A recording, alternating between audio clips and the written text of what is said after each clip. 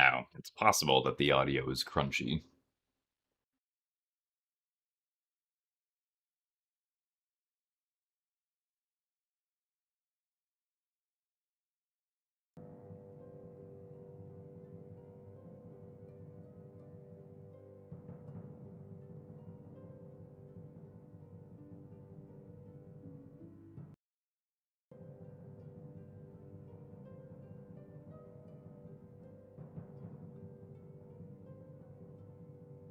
I can't actually hear the audio that goes out to the stream.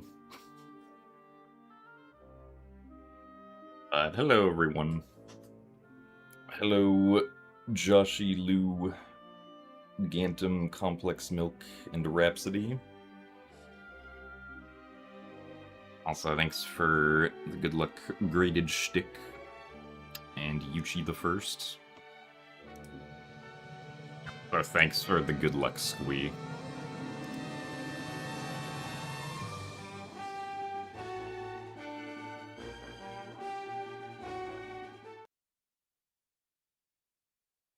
So yeah, today we're just gonna do more any percent attempts. I figured out the problem that I had with getting into Lake Bed Temple last stream is that I was consistently 1 frame early on dropping the bomb, so hopefully we will not do that today.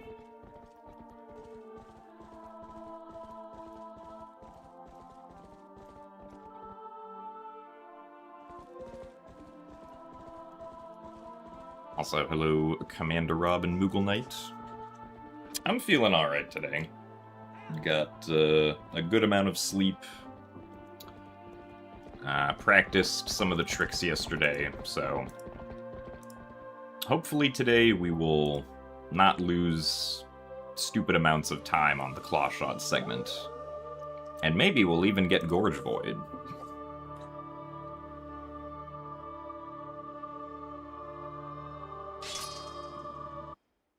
I haven't gotten Gorge Void in quite a few runs now.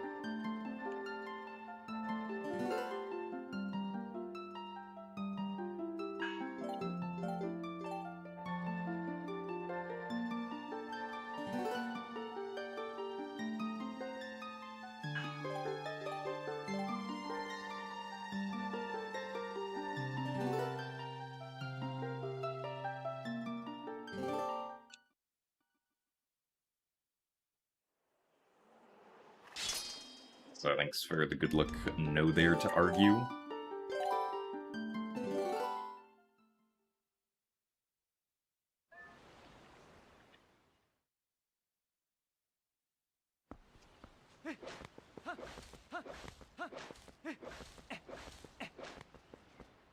Also get to see if we can have good bow RNG today. We didn't really get any good bow RNG on Monday, which was a little unfortunate, but you can't always have good RNG.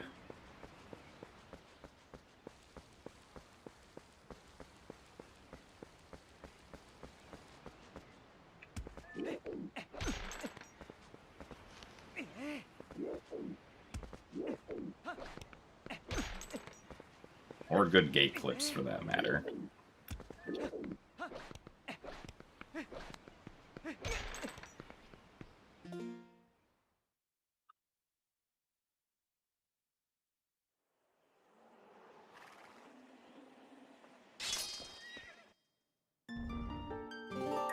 I guess in reality, I probably should have just continued with that, even if we had lost 12 seconds already.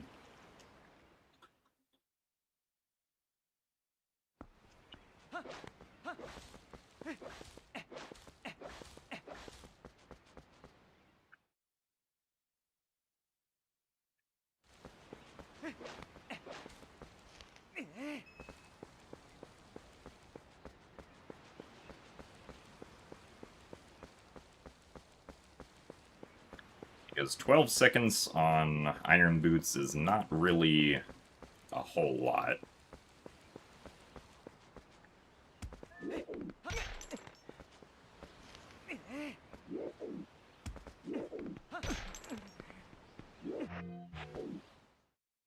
really early on the pause.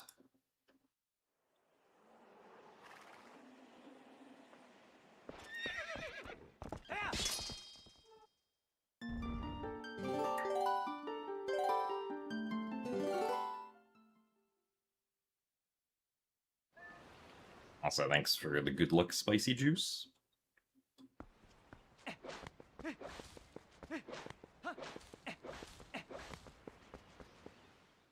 So congrats on the new low percent record.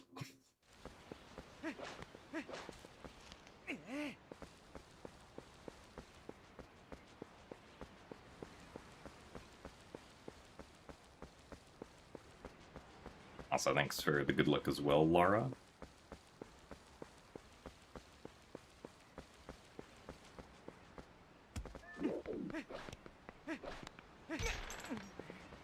Where is the camera?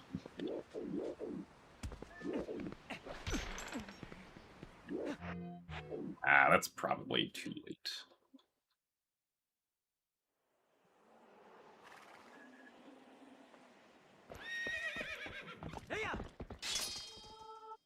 One of these days we'll get back in time.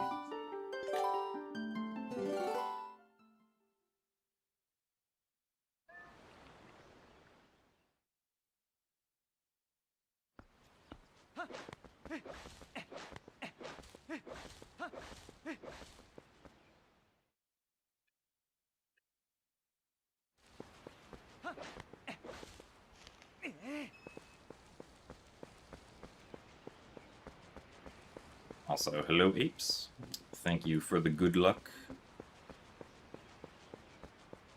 Welcome to almost 10 minutes of trying to get back in time.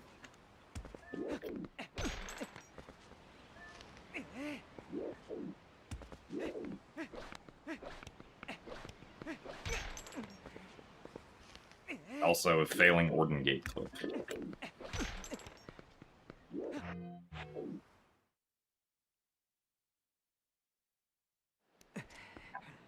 Kinda sucks, but we'll continue with it.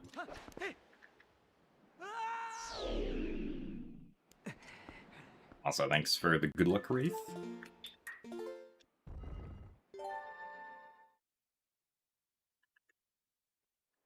Thanks for the good luck as well, Bread and Butter and Becca Joys.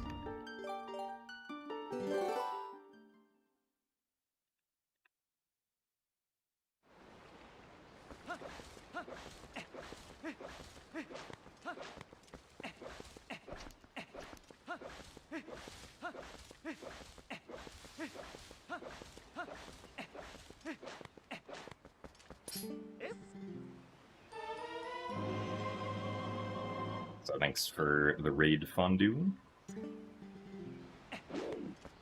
Thank you for the good luck as well, Juniper.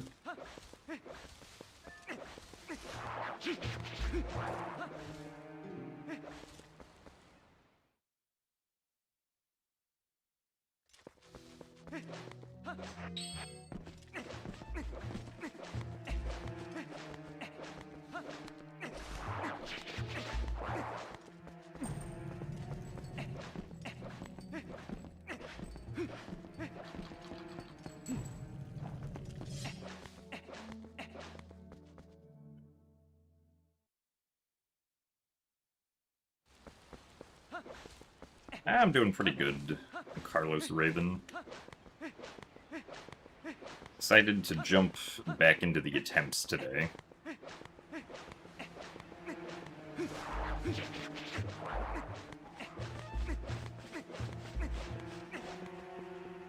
Hopefully this time with more success on entering Lakebed Temple.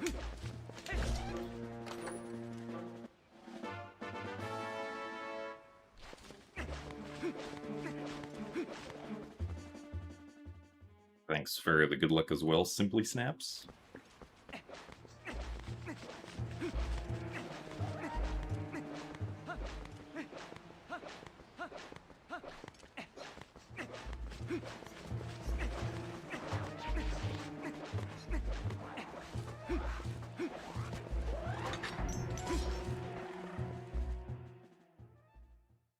Any plans for what comes after 250? I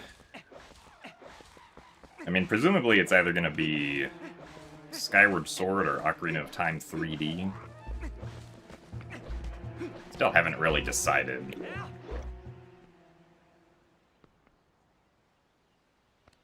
But one of the two.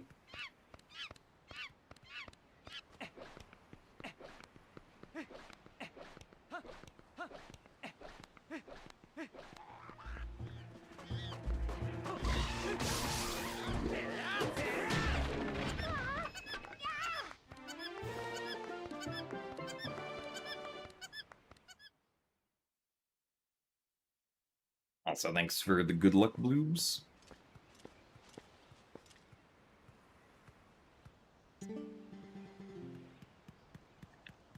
Oh yeah, I'm definitely gonna be running the OOT remake. At least for a little bit, right? Like, kind of regardless of how the game runs.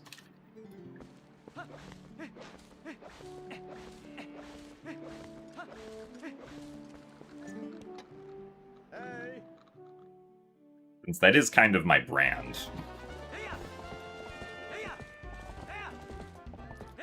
And also, like, I'm sure I will genuinely find it fun for at least a little bit.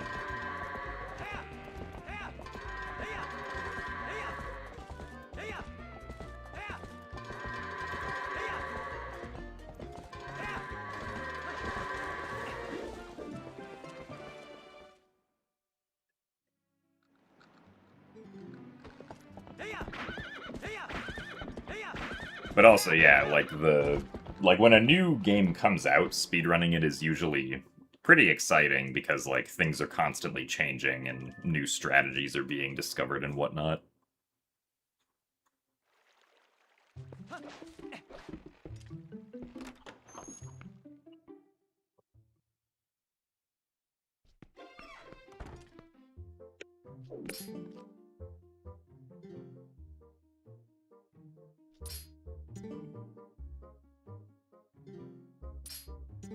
I mean, the teaser trailer, if I remember correctly, I think, at least on YouTube, has the option of being viewed in, like, 1440p, 60 FPS, so...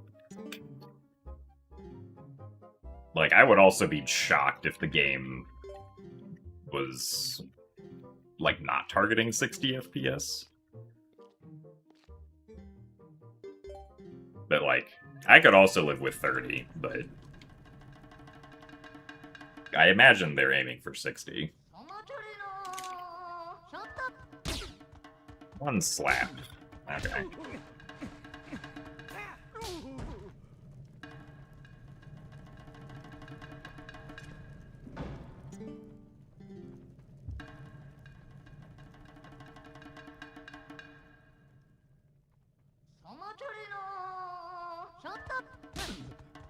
Alright, we actually got good bow RNG. Cool. Also, thanks for the good luck, Peachy.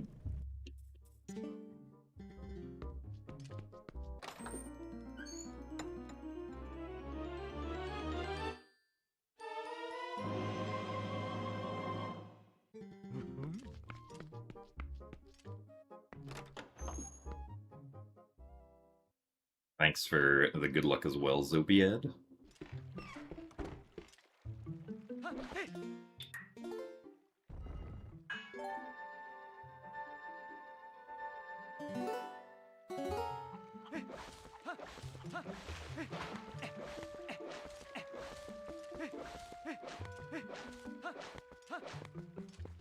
Yeah, I mean, we don't really... Or at least, like, I don't think we have much of an idea of... I guess how much they're going to change, aside from, like... Presumably what we saw in the teaser trailer was, you know, part of the actual game and not just, like, something thrown together for a teaser, so...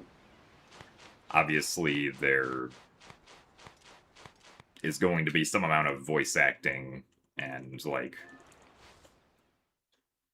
potentially a new intro cutscene or something like that.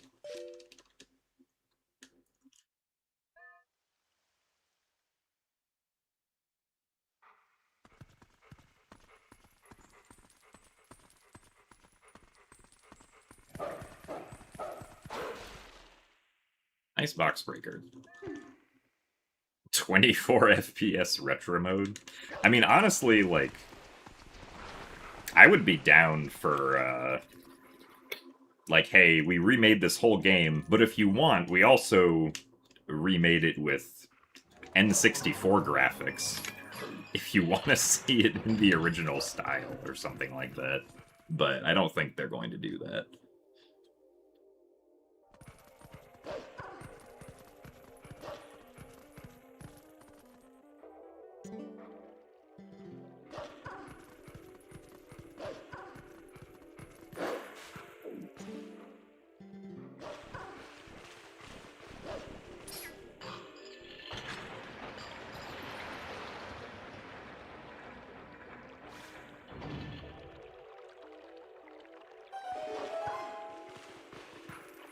I mean, true, they could easily just include the entire original game.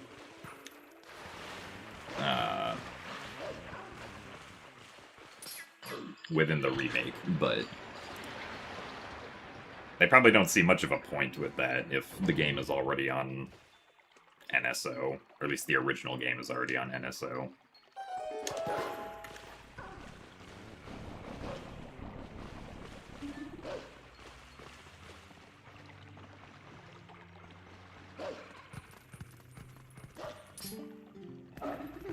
So thanks for the good luck, Neeson.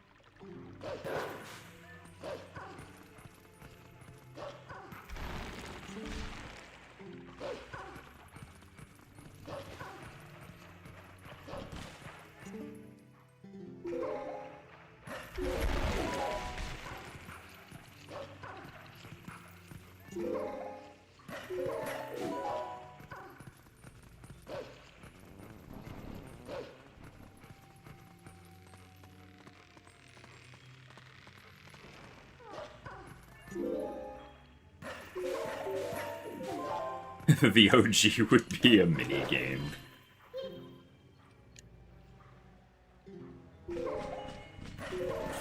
Link just has a random, completely out-of-universe CRT in his house that you can play the entire original game on. That wouldn't make any sense, but that would be pretty funny, and I would respect doing that.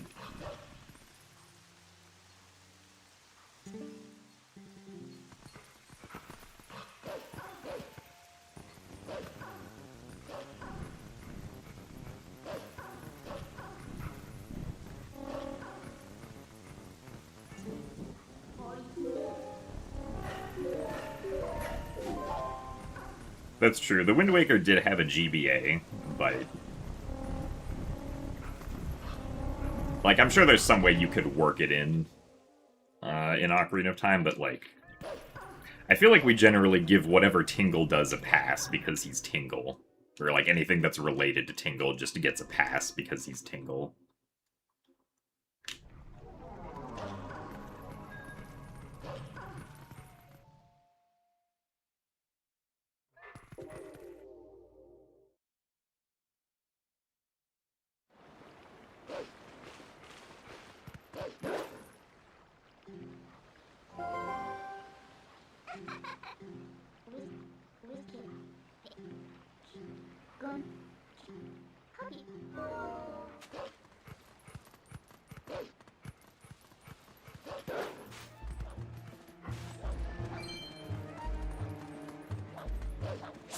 But yeah, basically...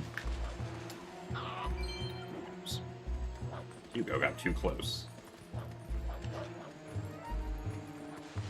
I am eagerly awaiting whenever we get an actual trailer that shows off, like, gameplay and whatnot. Instead of just what is presumably intro cutscene and nothing else that was in the teaser trailer.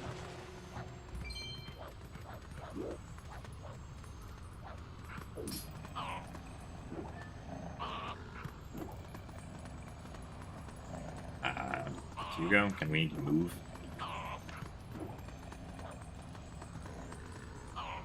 Ah, it's slightly too far back. Really? Hugo.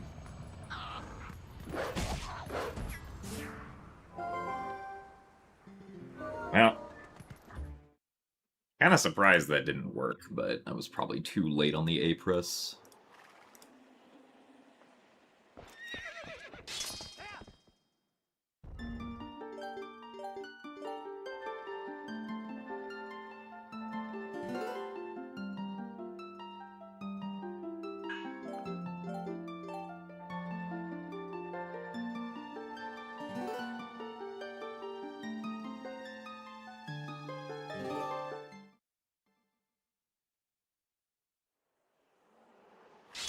I mean, I would assume that we get, I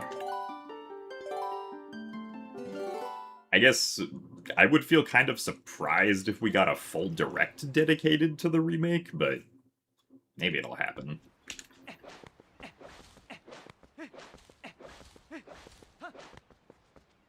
I guess we did get a Star Fox direct dedicated to that game, so that actually probably swings in favor of also getting an Ocarina of Time one. Which they may also similarly announce 10 minutes before it happens. Or 15 minutes or whatever it was.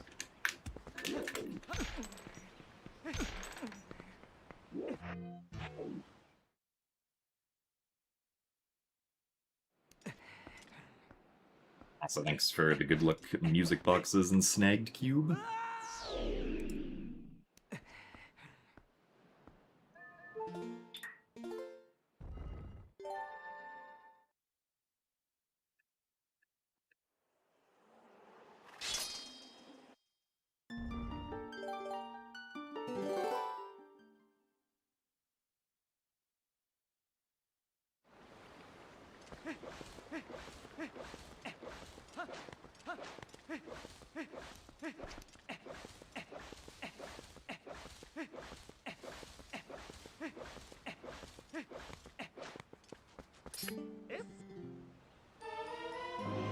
Yeah, I mean, Ocarina of Time is definitely, like, assuming it stays in 2026, which it probably will,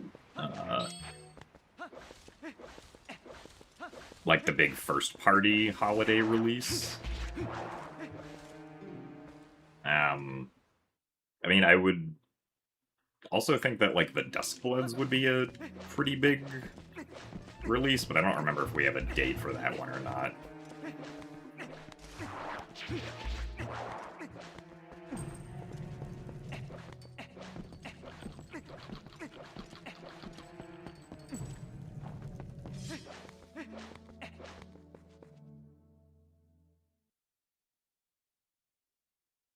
Hello, sleep through?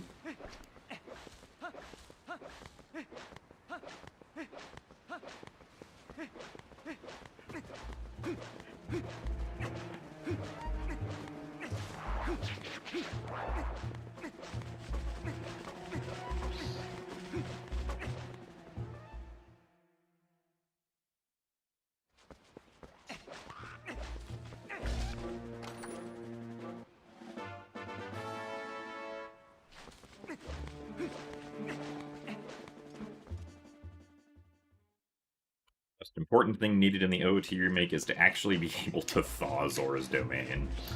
I mean, yeah, that could be a like a cool thing to add.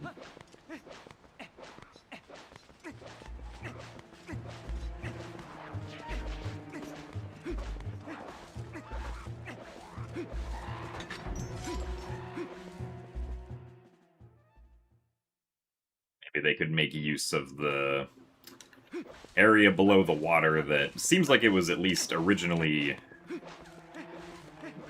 designed to be a loading zone to somewhere to actually be something.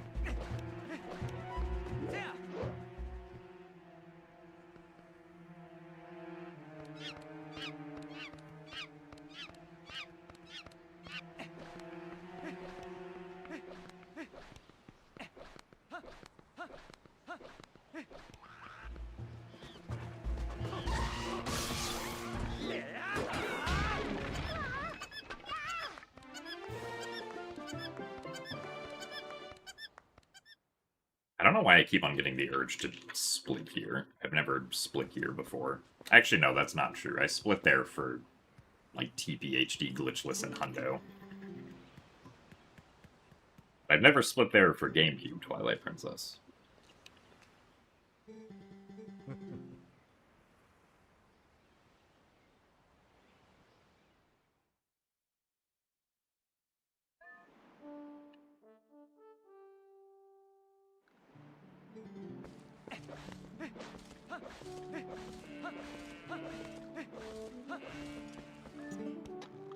Hey!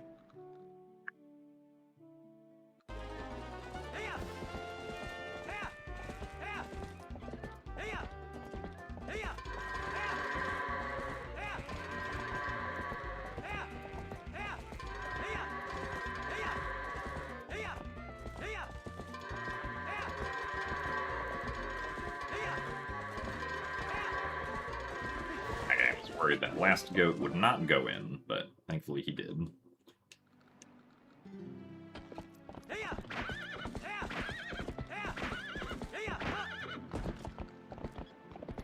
Also, thanks for the good luck, Spartan.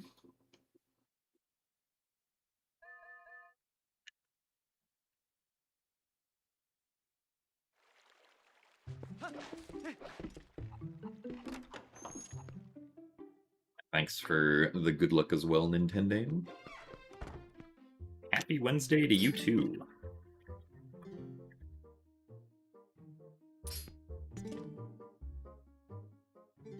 You also want to be able to thaw Zora's domain.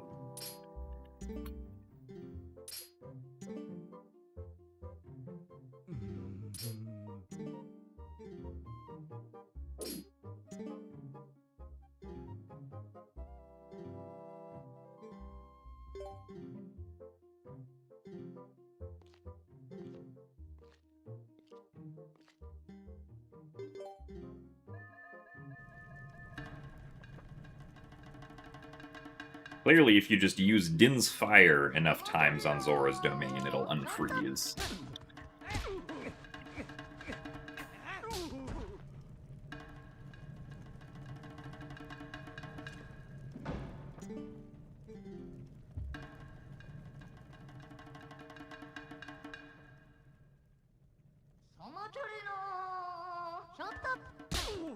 One slap.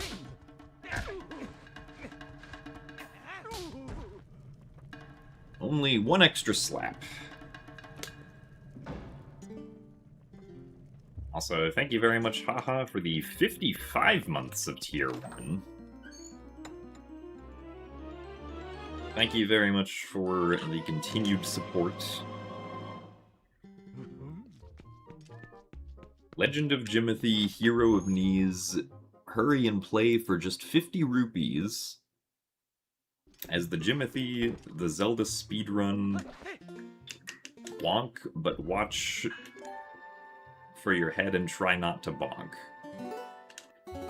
Excellent poetry, thank you very much.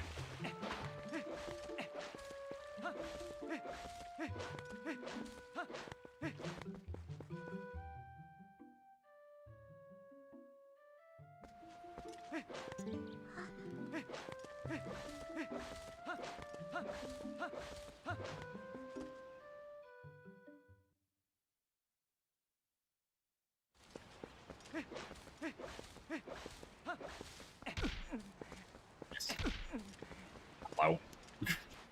Like to enter the crawl space.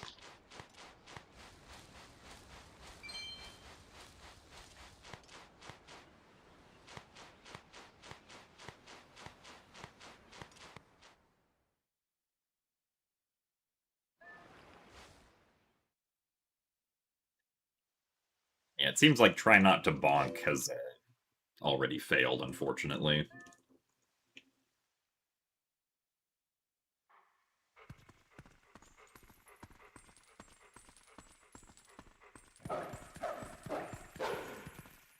Discounted. Oops.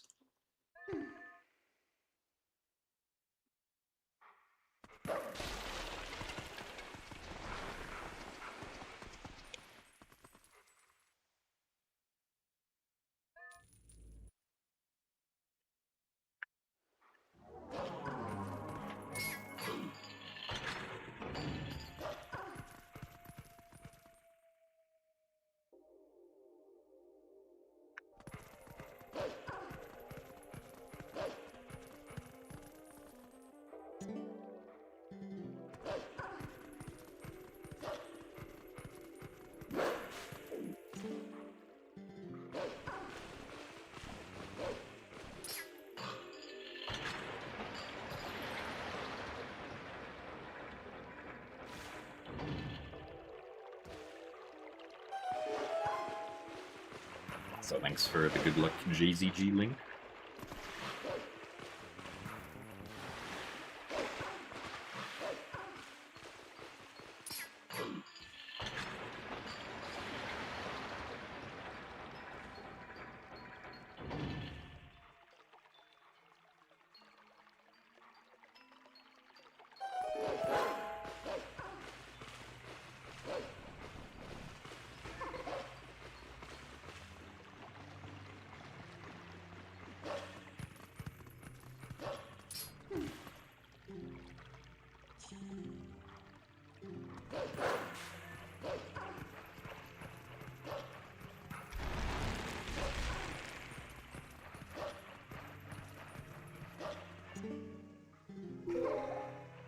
Is it possible to do barrier skip on Switch 2 NSO? Yes, it is possible to do barrier skip on Switch 2 NSO, assuming that you're referring to Wind Waker.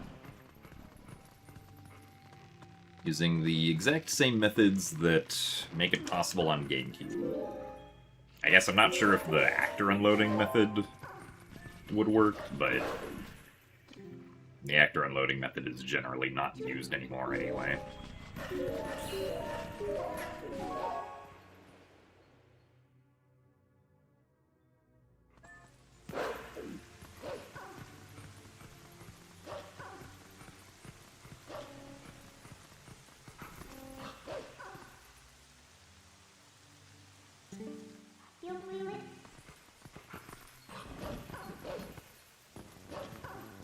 Yeah, Back in Time works in Wind Waker on NSO, so I would also expect it to work in Twilight Princess on NSO.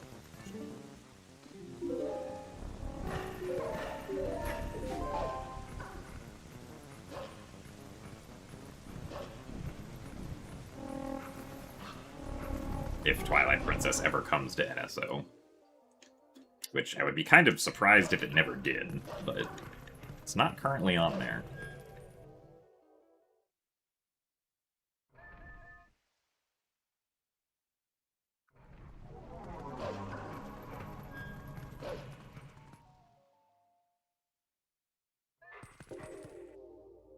The thing that I would probably be, like, most worried about not potentially working, on, like, a Twilight Princess on NSO would be map glitch.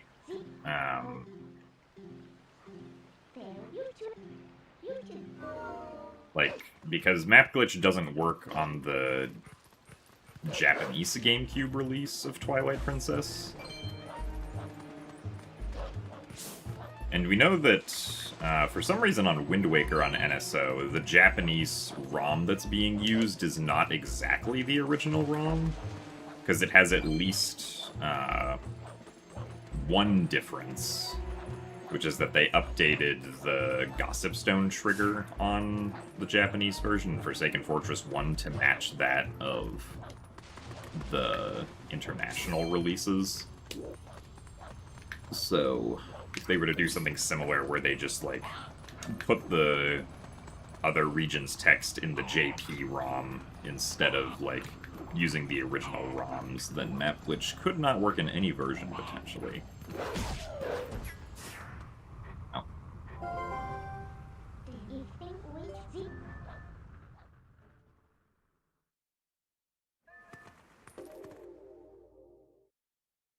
So thanks for the good luck explosives.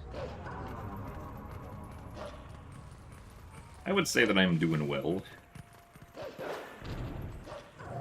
And this run is not too bad so far.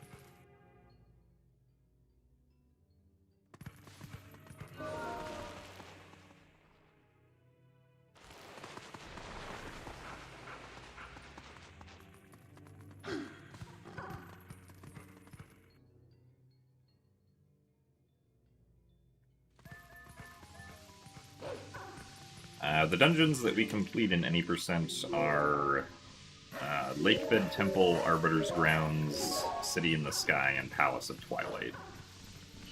And also Hyrule Castle, but...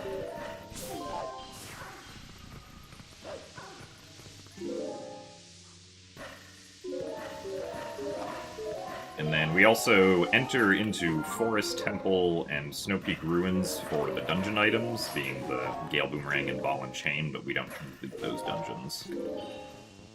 And then we never enter into Goron Mines or Temple of Time at all.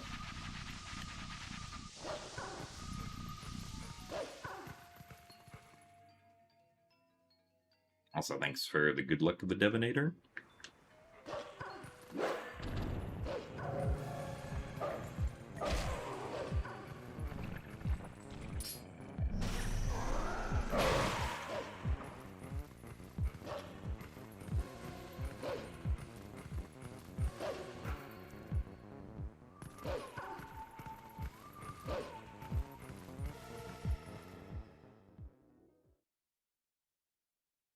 Thanks for the best of luck, David Zajma.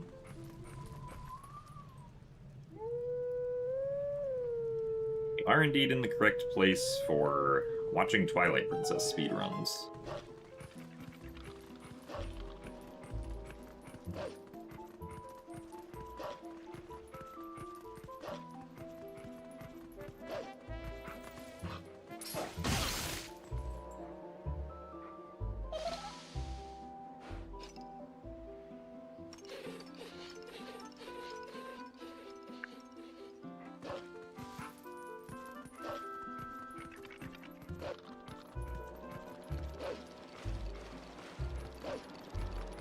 Thanks for the good luck, Photon and Elementalic.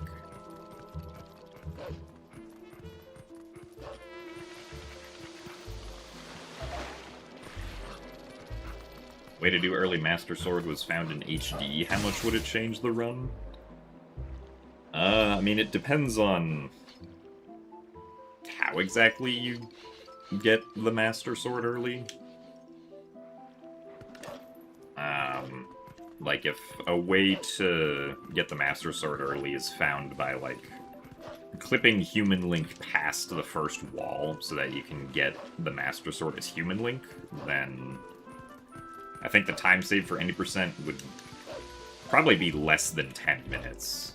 Because then we'd have to, like, do the beginning of the game again, which would eat into the time that it would save.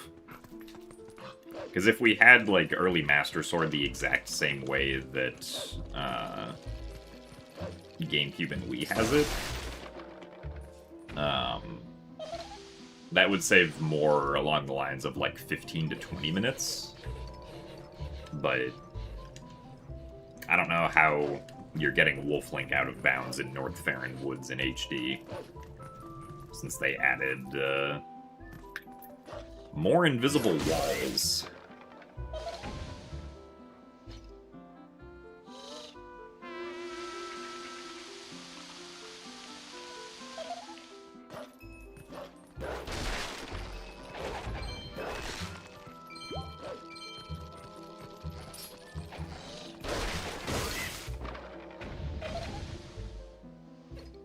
Oh, thank you, Future. Glad you enjoyed the SGDQ run. Thank you very much, Idrisil, for the 4 years of Tier 1. Thank you for the good luck as well.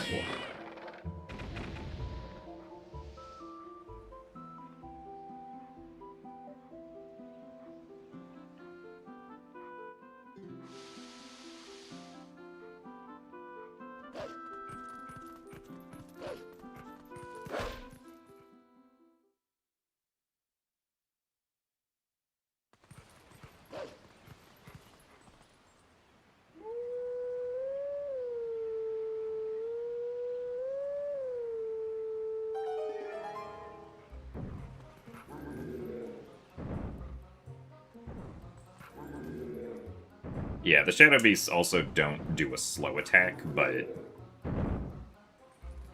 it is technically still possible to do EMS in GameCube and Wii with the fast attack. It's just really difficult, and I don't think anyone knows how to do it, like, consistently, but it has been done before.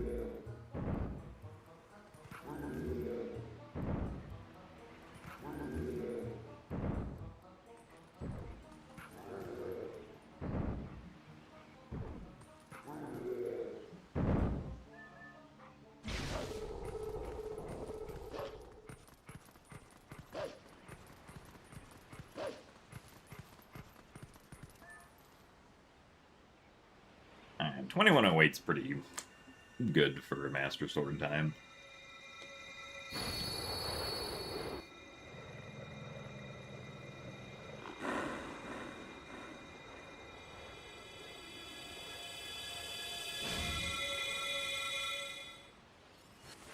It would be very cool if HD could displacement clip into Forest Temple early, but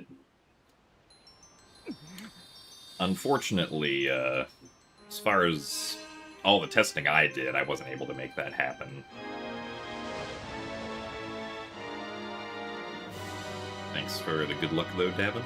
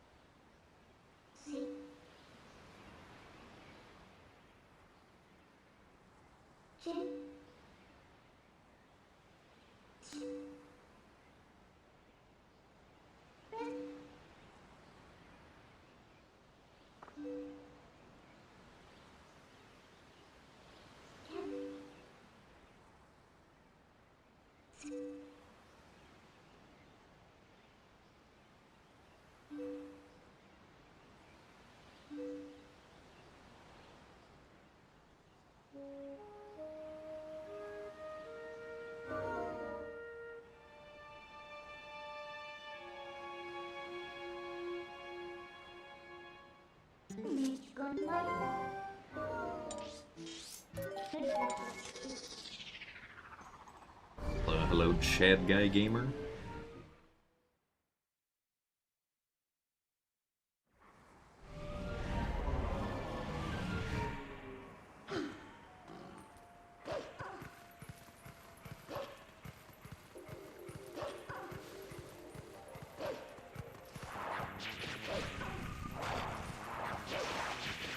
We're not going to accidentally try to do Farron Escape right now.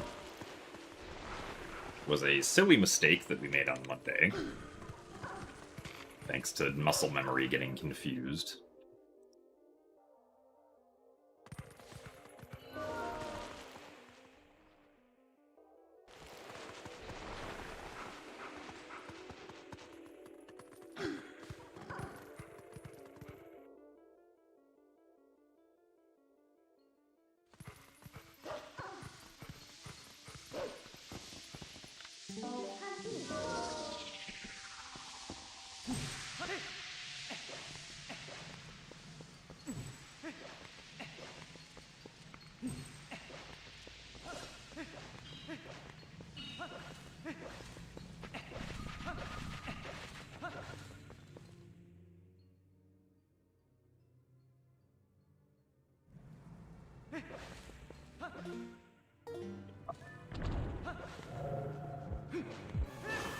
Guessing start too early there.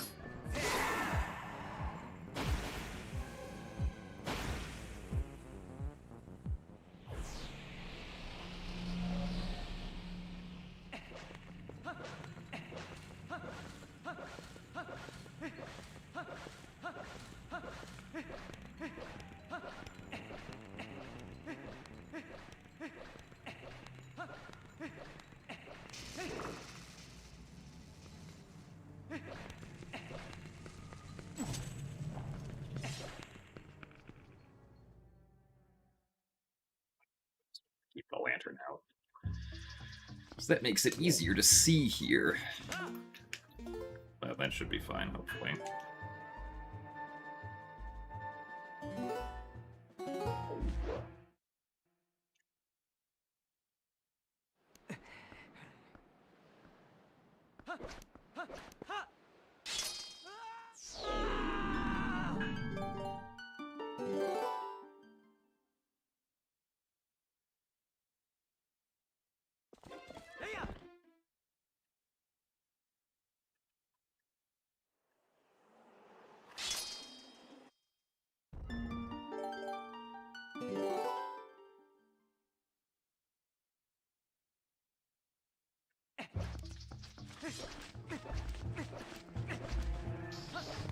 Oh yeah, I mean, it's definitely, like, still doable without Lantern. It's just harder to see because it's much darker.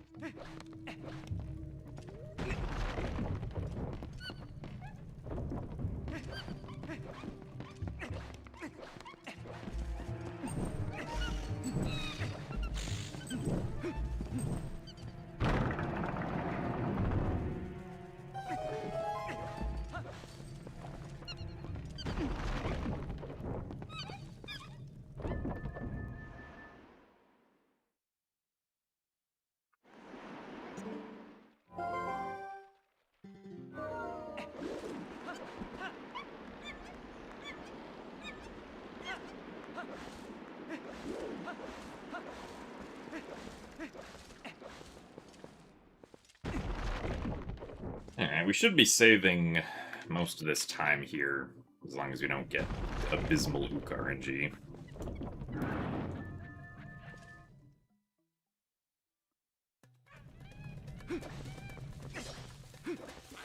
One, two, three. Okay, pretty good.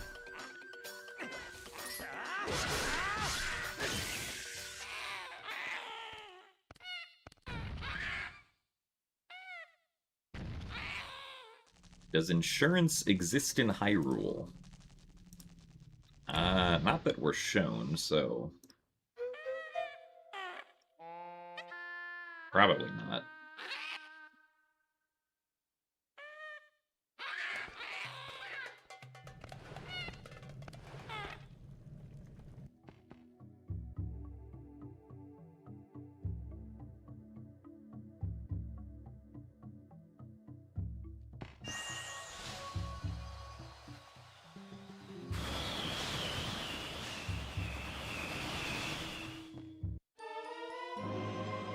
Hey, 28 boomerang.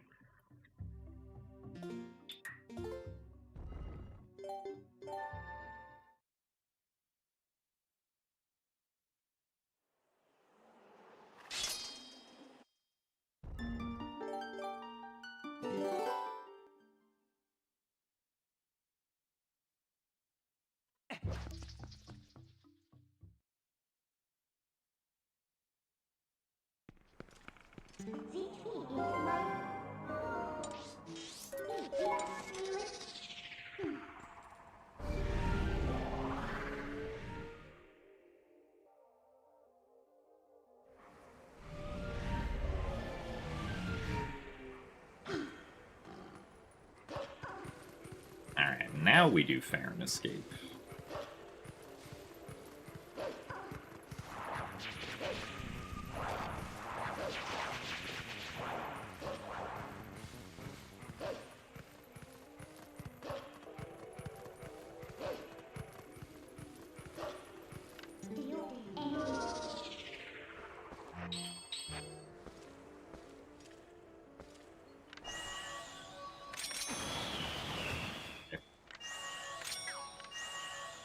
Like to aim in the correct spot.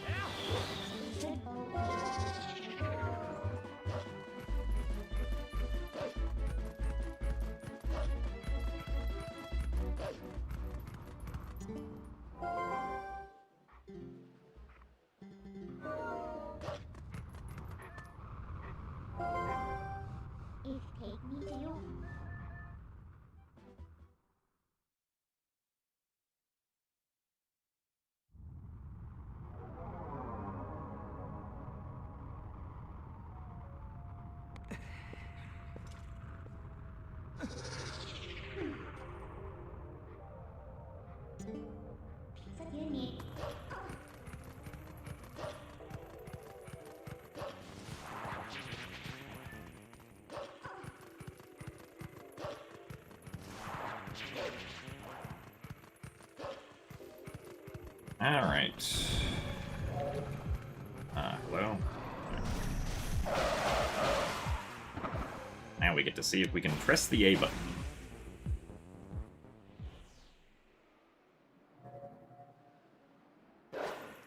Hooray! Ow. Who would have thought that practicing Gorge Void would pay off during runs?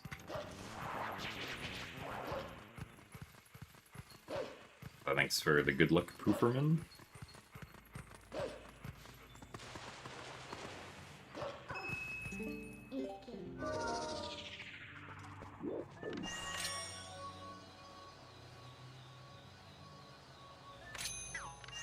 Darn it. I went way too low there.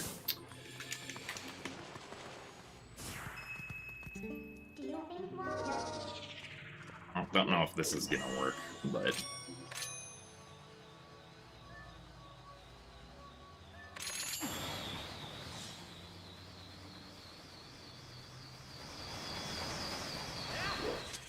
Alright, looks like we got the backup, so that's nice.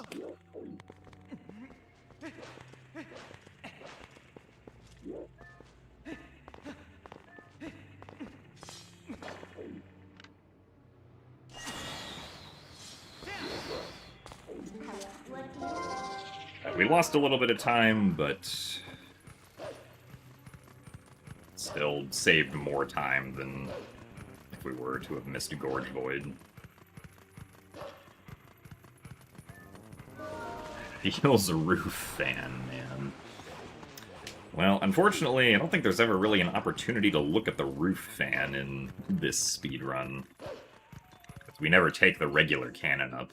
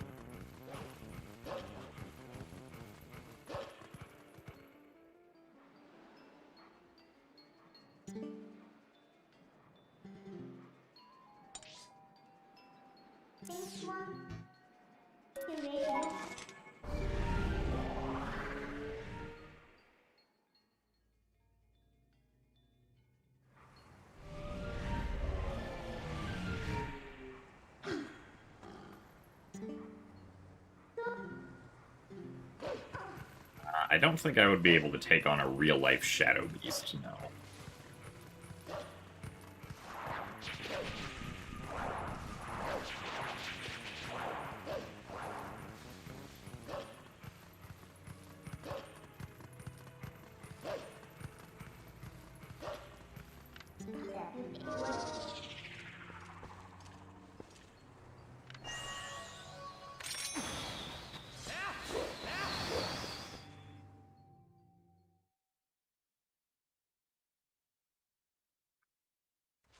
This run is pretty decent so far, yeah. I guess the biggest time loss was honestly just, like, failing the initial Gorge Void setup once. But thankfully I got the backup with the RNG Blue Rupee, so...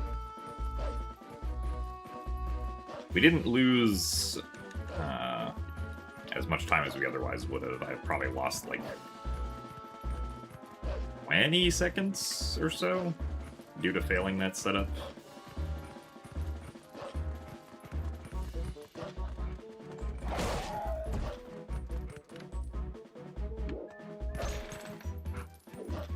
And good gate clip.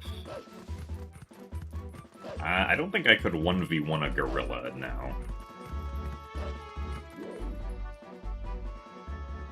Your pup was Sure, the gorilla would easily overpower me.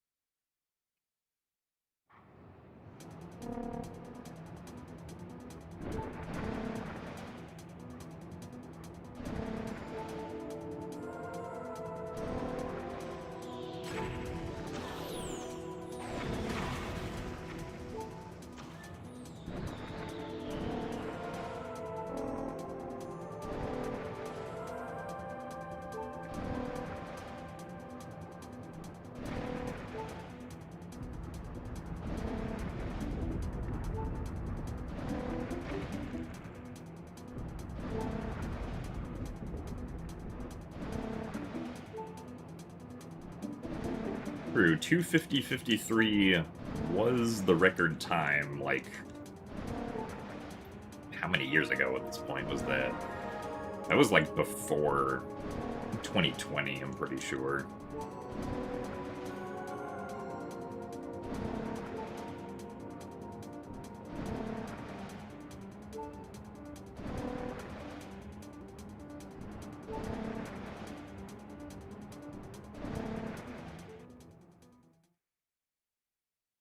That was definitely way more than 2 years ago.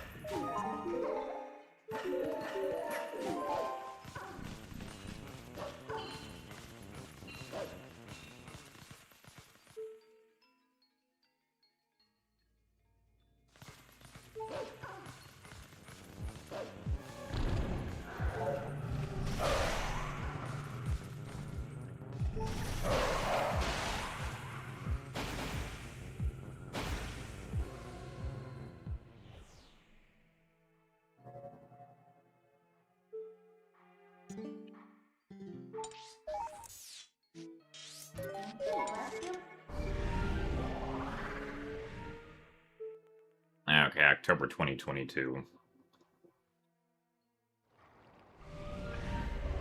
Feels later than I would have imagined, but I guess it makes sense.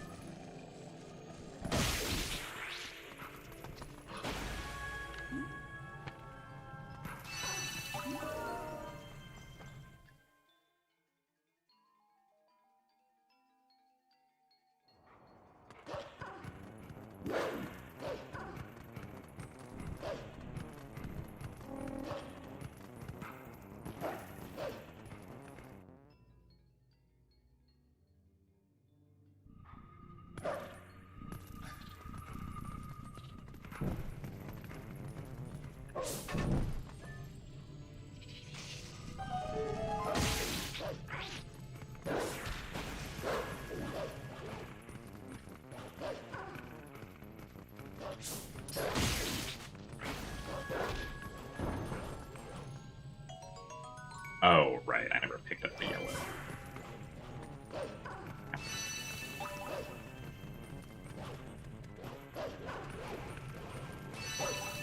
Well, I guess I don't have to worry about the blues. Or the yellows now, I suppose. I don't know why I thought that that meant I was good for both blue and yellow. But yeah, I never picked up the yellow.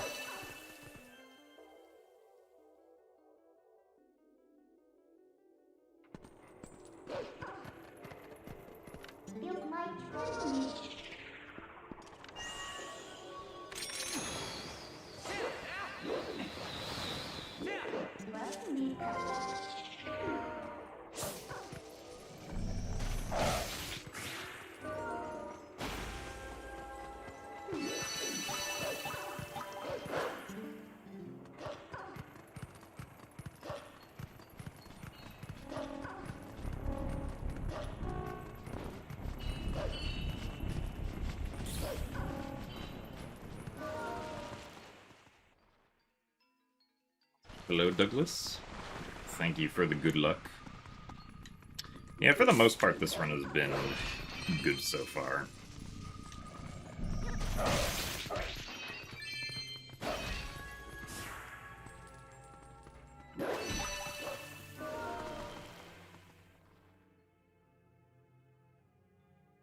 Biggest mistake was accidentally failing the first setup for rupee roll. But thankfully we got the backup with a blue rupee instead, so we didn't lose as much time as we otherwise would have.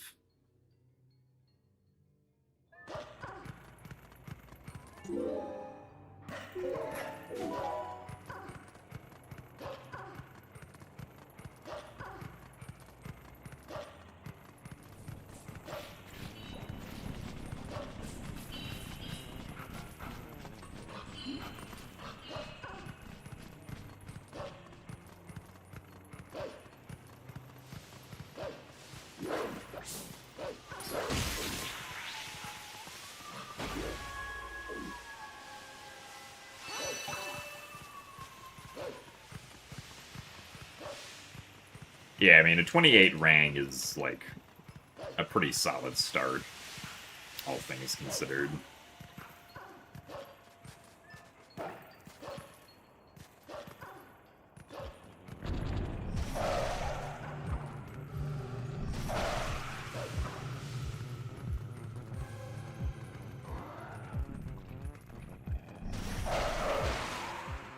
That was slow.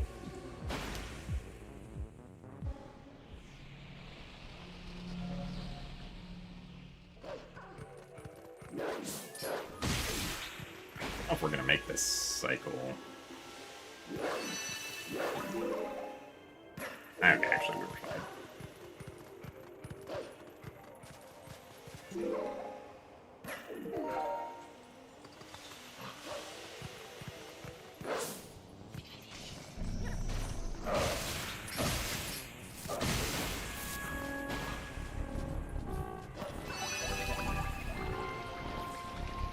Wow, and a best on Elden Twilight. Even with the yellow rupee text. Also, thanks for the good luck, K-Room.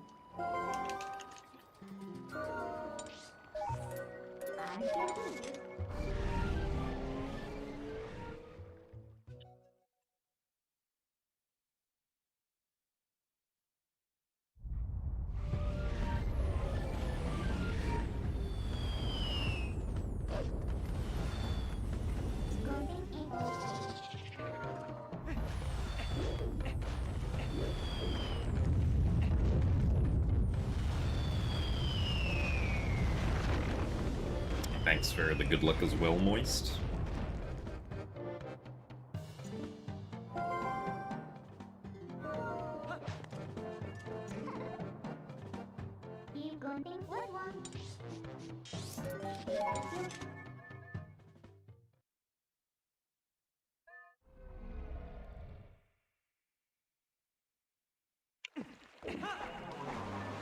Just completely forgot about the text skip there, so I'm surprised I made it with single finger mashing.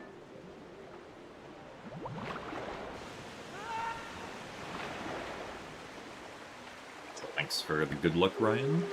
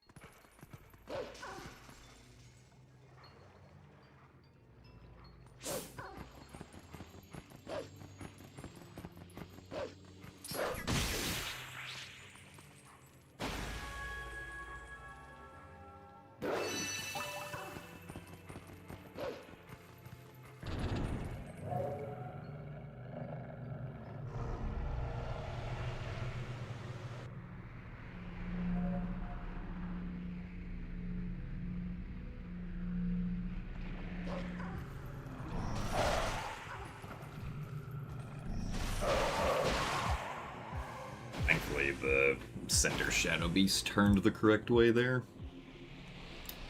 Otherwise, I probably would have hit the wall.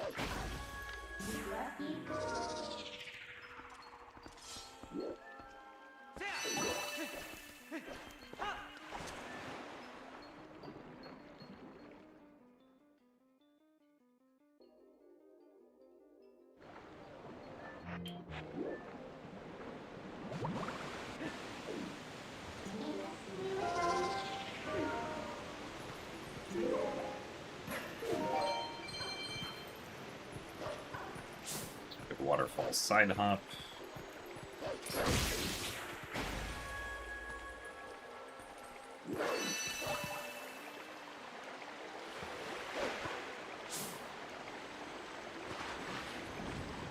Both under the water. Man, that was a little weird.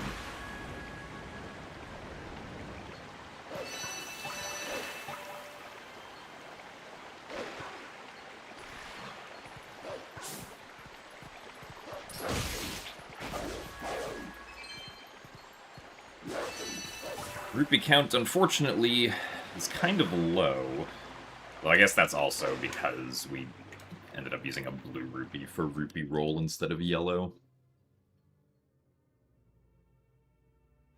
And we'll likely have to collect 3 red rupees now.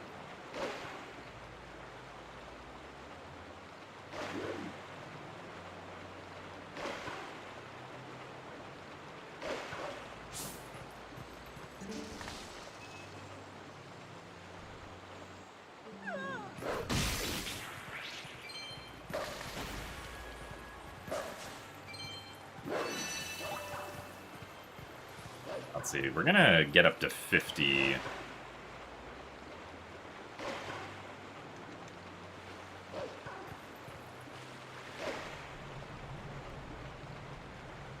The blue rupee for Hogate skip.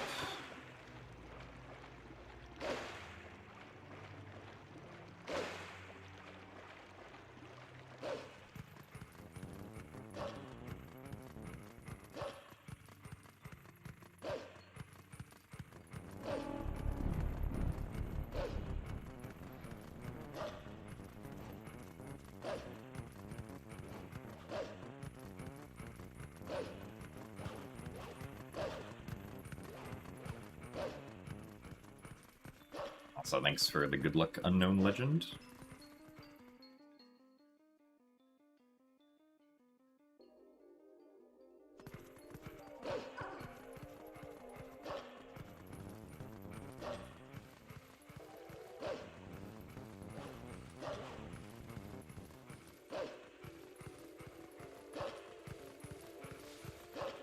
I guess I should really be practicing how to get the yellow rupee in front of fire. I suppose I could just try getting it.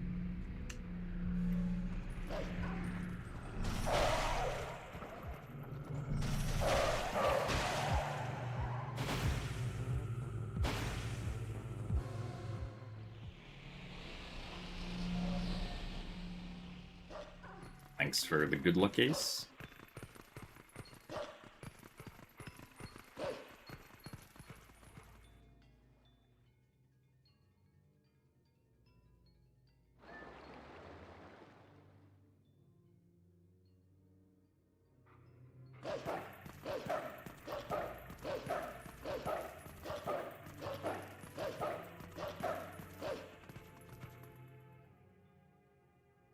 Thanks for the good luck as well, little punk.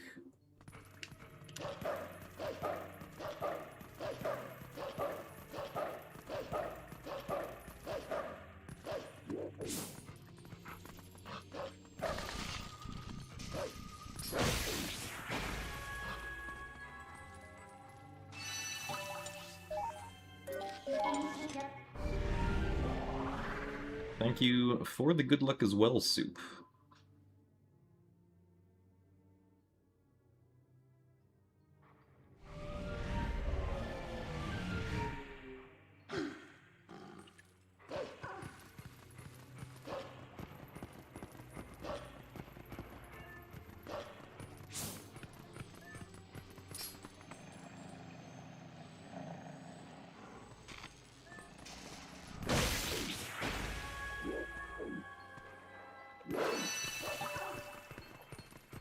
Be nice if the bug would fly down to us.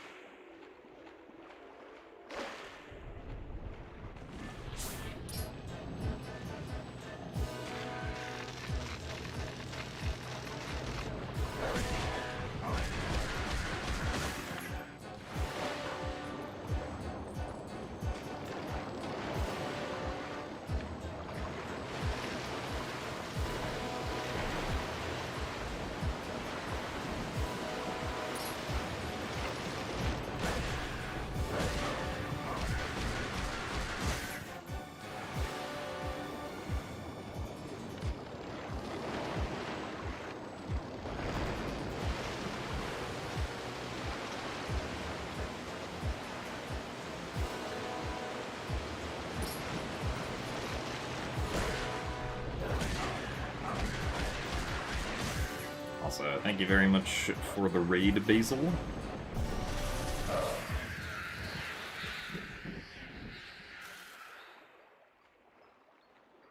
Thank you very much, Pride, for the 37 months of Tier 1.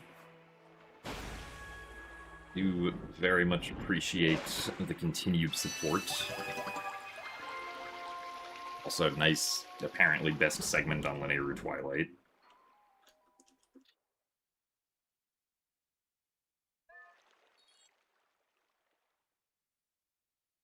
Thank you for the good luck as well, Basil.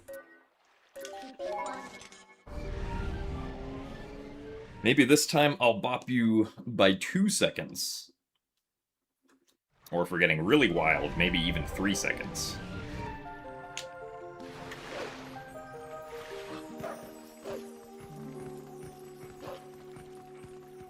Also, yes, my child is back in the closet.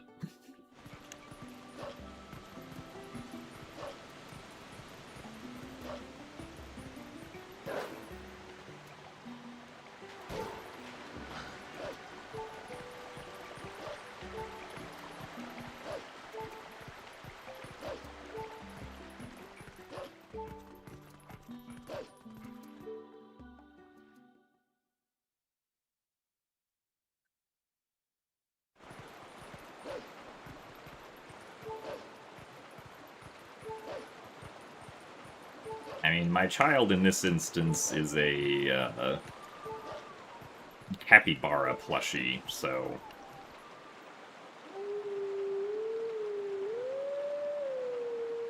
I think I'm supporting him as much as I can.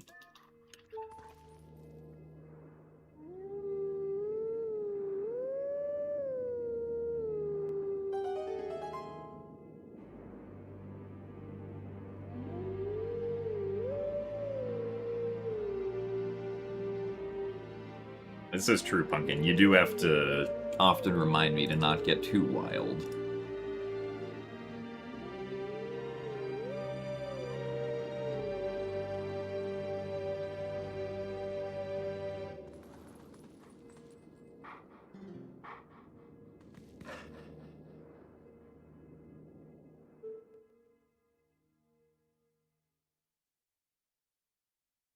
I am indeed not a soccer fan, this is true. Or a football fan, regardless of what sport football is referring to in the context.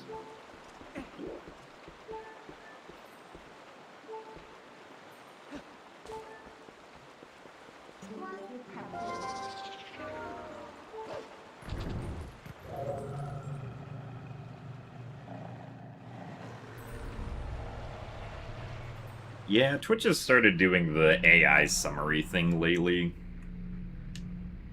I'm like, really? I didn't want more AI in my life.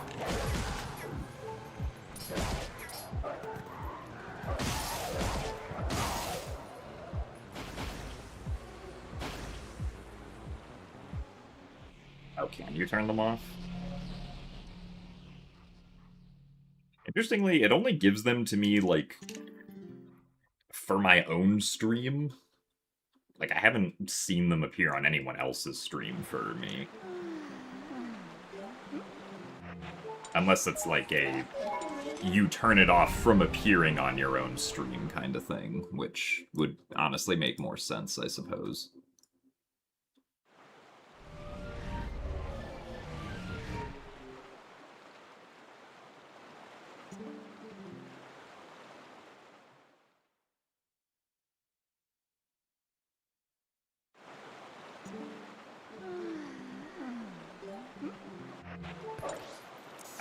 No.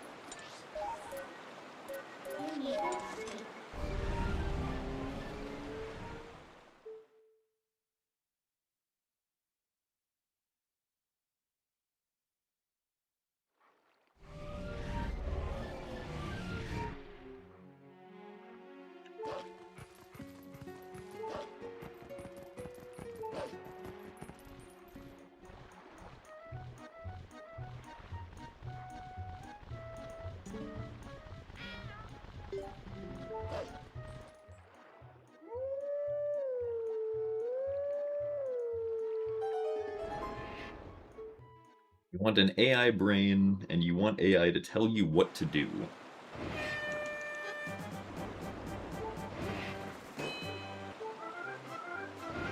I can't say that I feel the same way.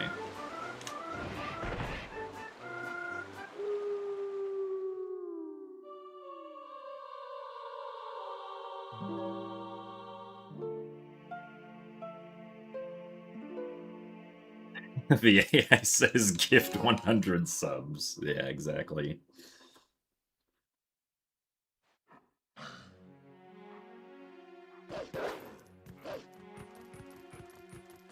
The AI says donate $1 bajillion.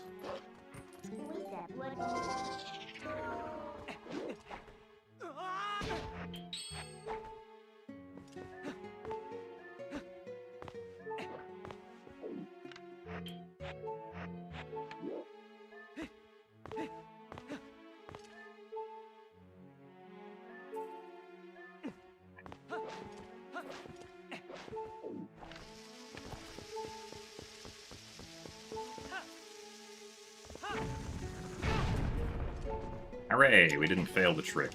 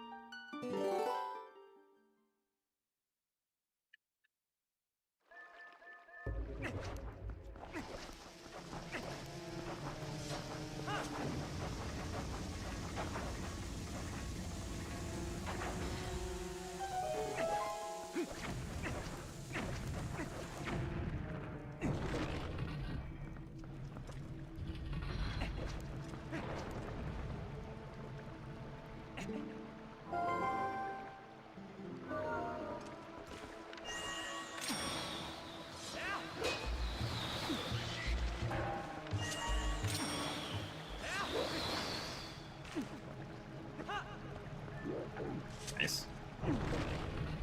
Not expecting to get a jump there.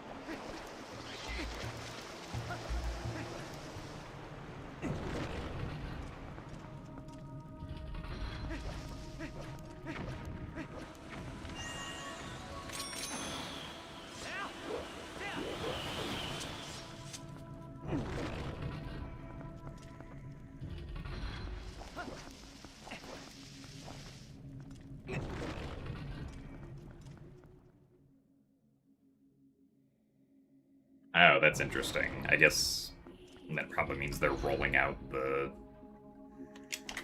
They're rolling out the AI summary feature to, like, users at different times. Darn it.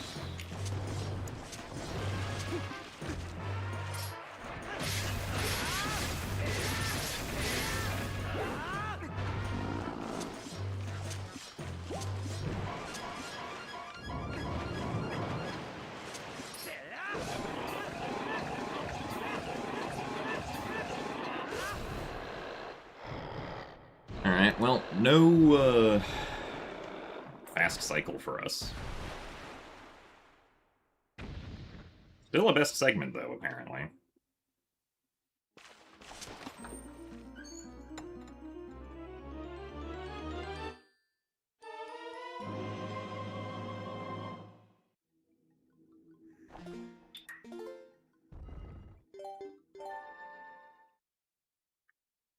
Also, thanks for the good luck hero of time and Smokey.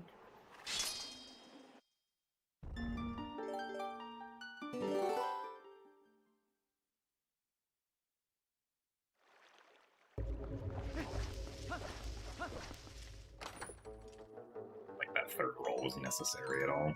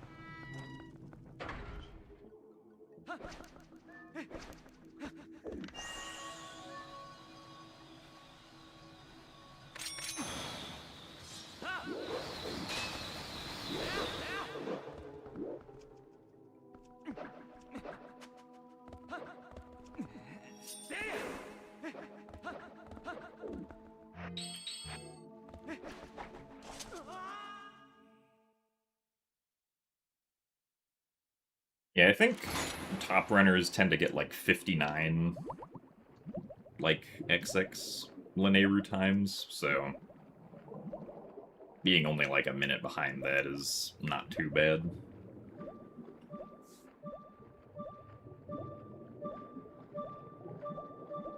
Now we get to see if Morpheal behaves.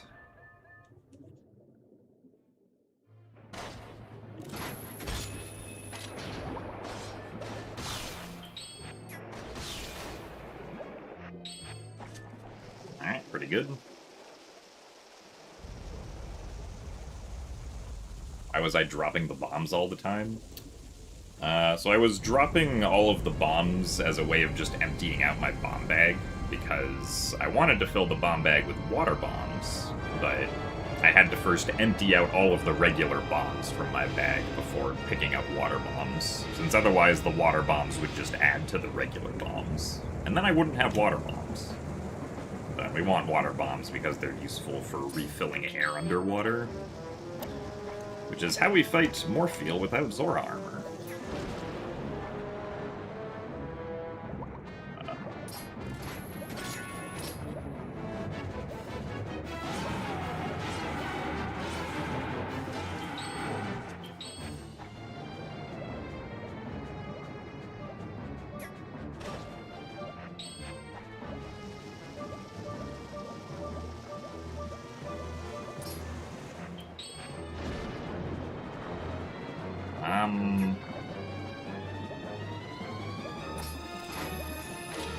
Yeah. That was kind of awkward. I don't know what I could have done there. 'Cause I don't think it would have... I'm gonna do another one.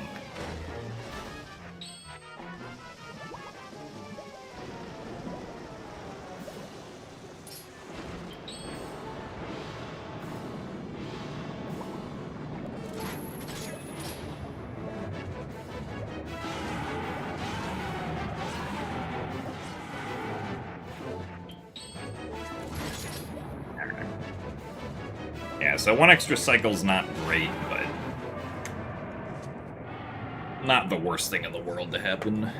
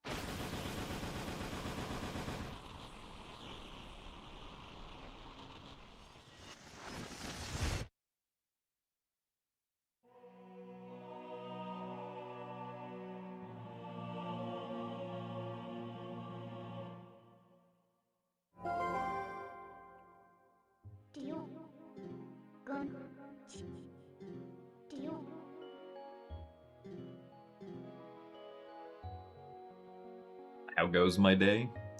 My day goes pretty good.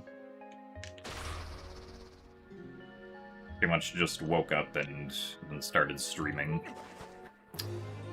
On a, at least compared to my PB, pretty good paced run here.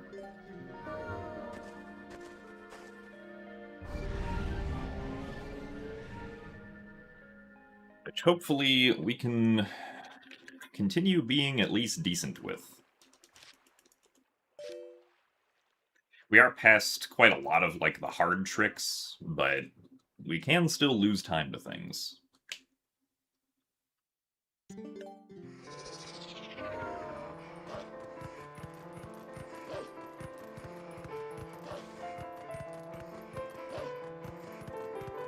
So thanks for the good luck, Asher.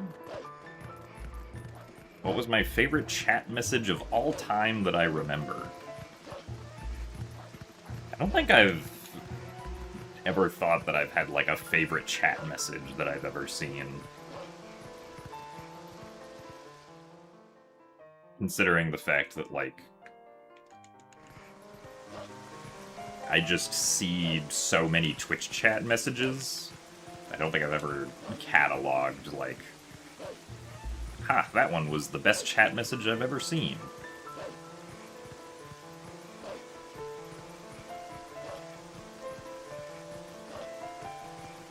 You could come up with one that would be my favorite. I don't know.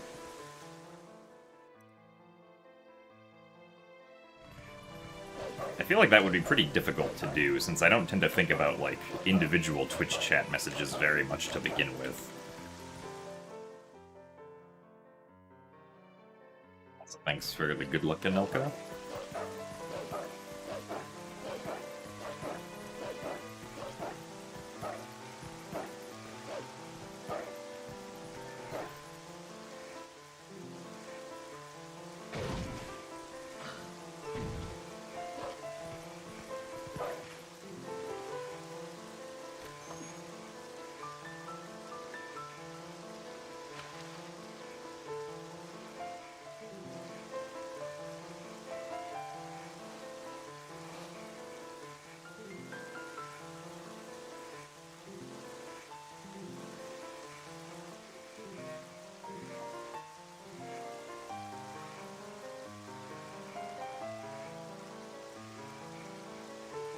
Message I'll have nightmares and dreams about.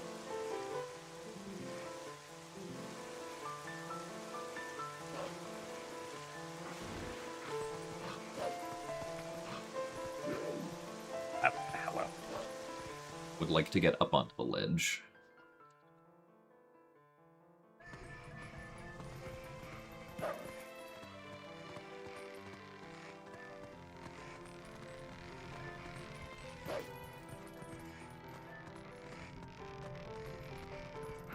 Any runs that I watch at GDQ? Not a whole lot. I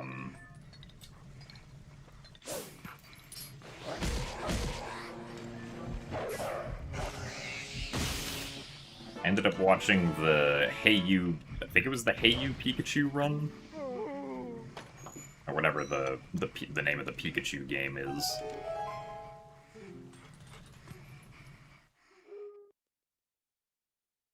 As well as the Wand of Gamelon run.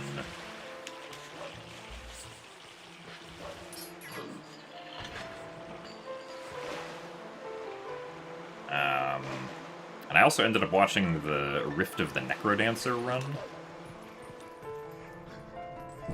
Just because I had people around me who wanted to watch that run. And that one was pretty cool.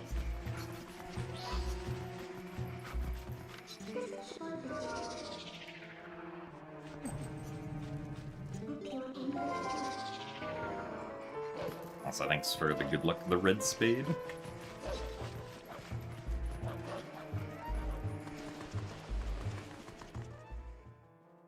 What is new in any percent?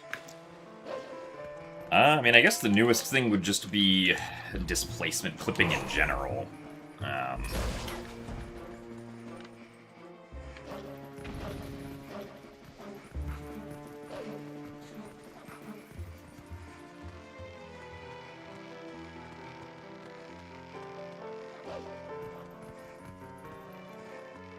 which is used in a bunch of different places, but most notably for Hogate Skip and Arbiter's Grounds. To save like 4 minutes.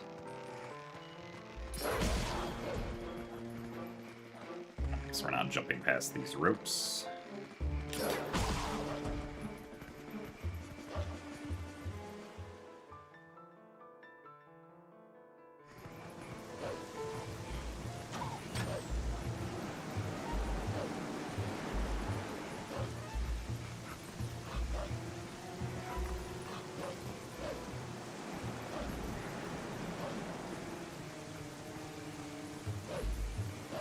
Yeah, Empty Lake Hylia, I think, started being used like a year ago or so.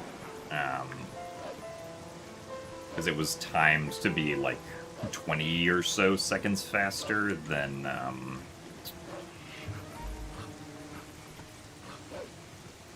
the like pillar clip route.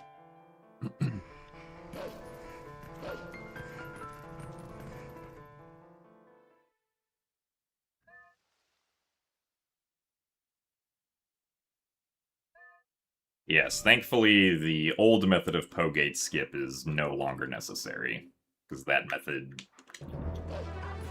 or at least for me, I didn't like having to do the ending blow moon boots. The rest of the method I thought was fine, but specifically the ending blow moon boots I had a lot of trouble with and didn't like.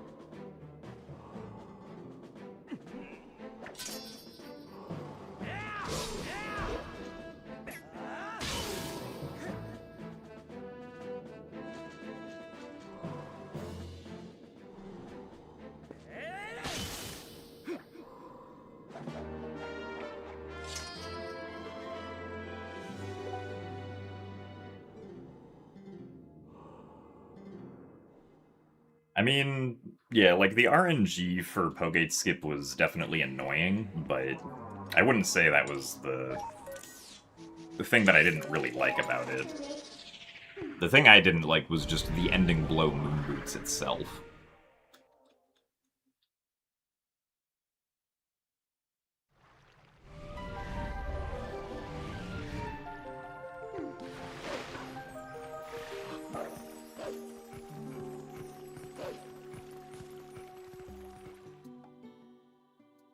Because just the timing for the ending blow moon boots is really awkward in my opinion.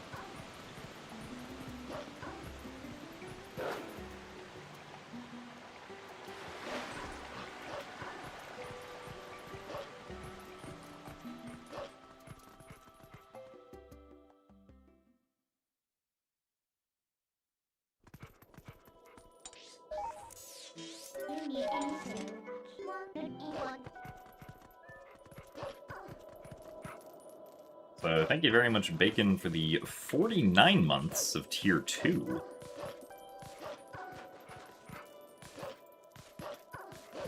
Thank you very much for the continued support.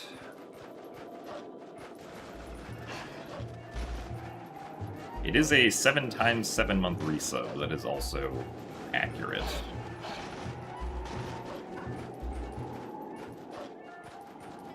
Thank you very much for the best of luck as well. GDQ was indeed fun.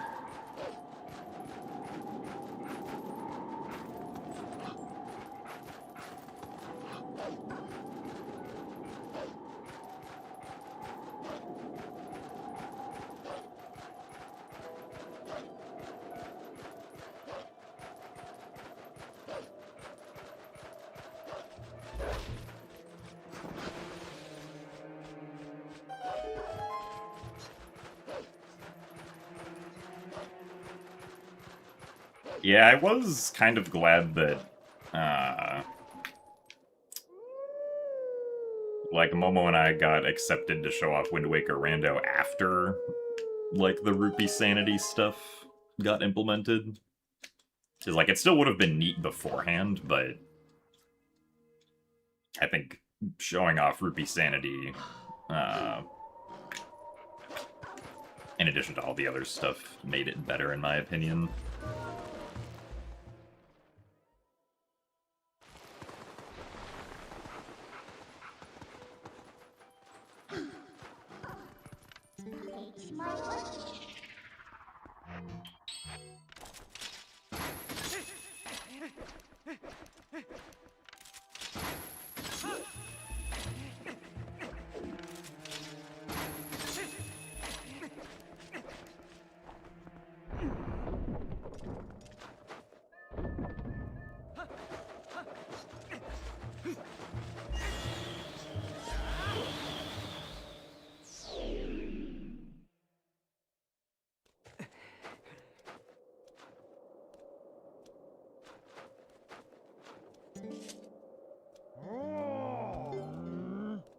We are not going on spiritual journey today.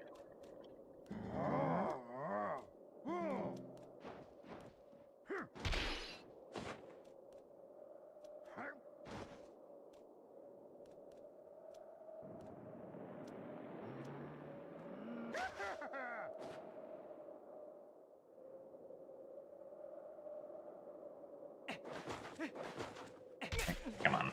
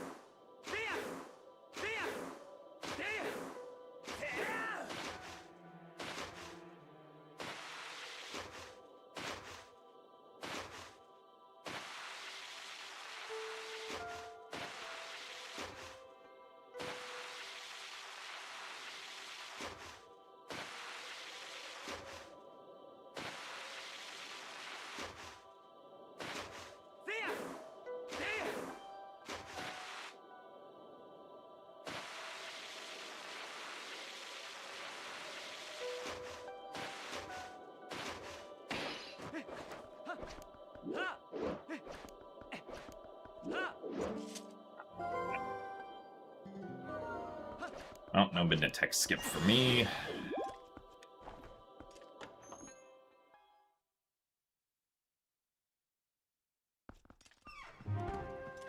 Yeah, I don't think any percent is ever going to end up seeing the Eyes of Yeto again, most likely.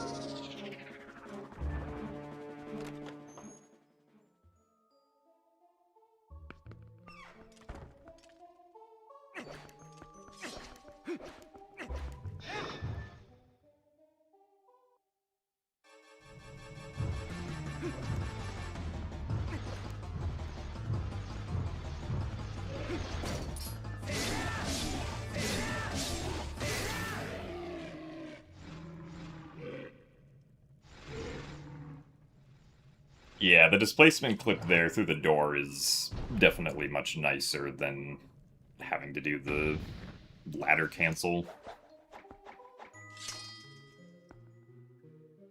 At least I definitely prefer it much more.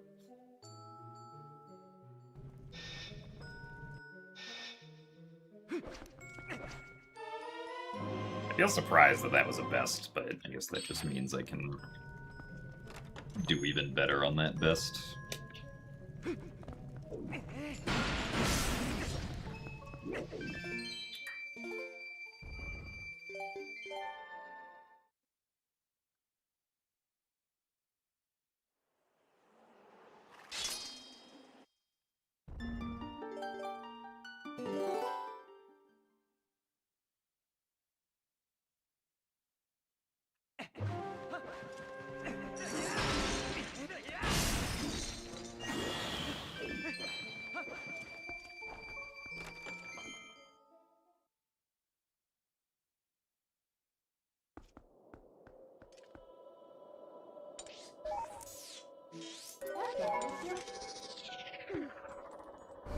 What glitch have I found that I'm the most happy or proud of?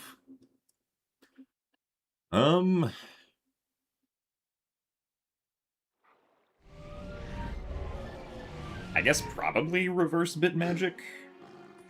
It's also definitely the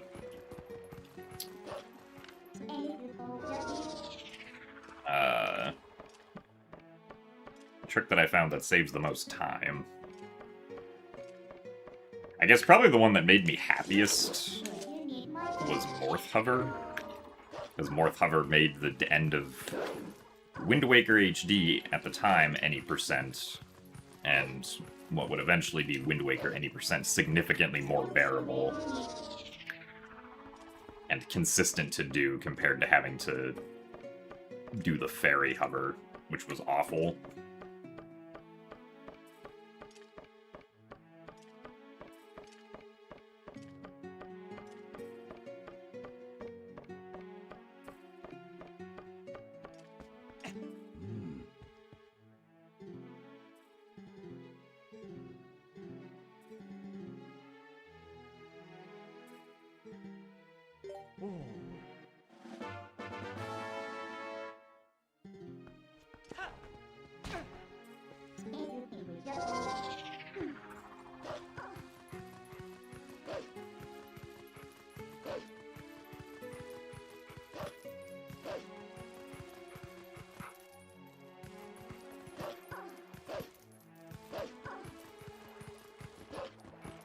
So I need to get a red rupee here.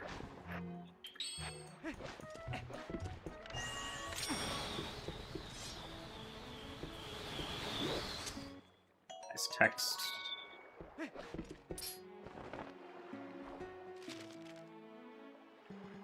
I should have gotten the red rupee first and then equipped Memo over Rang.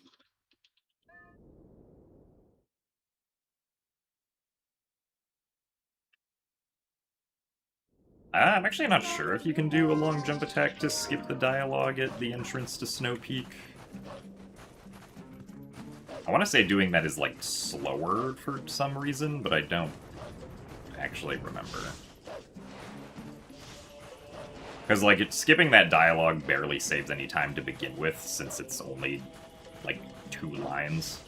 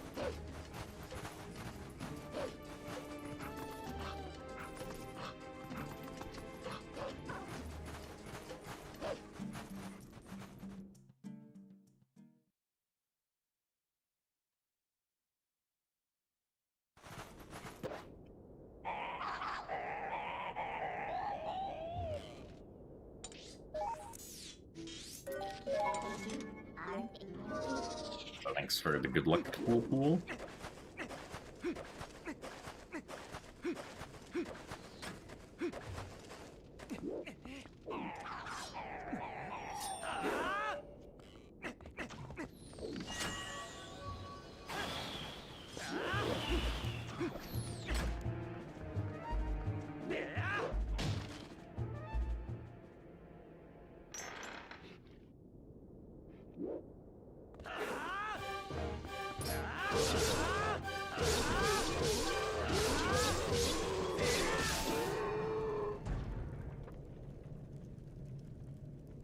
Why is there no floor there? Probably because they never expected you to be able to get there, so they didn't bother putting floor collision there.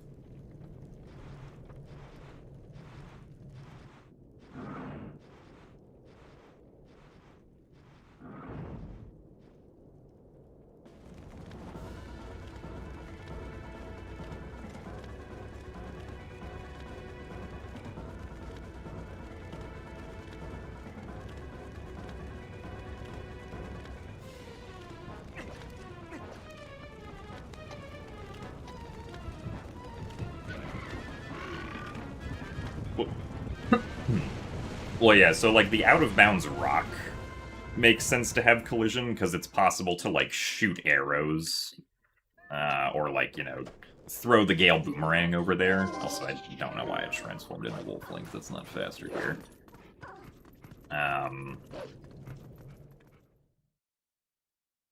But, like, where that floor is, it's not really possible to shoot an arrow at.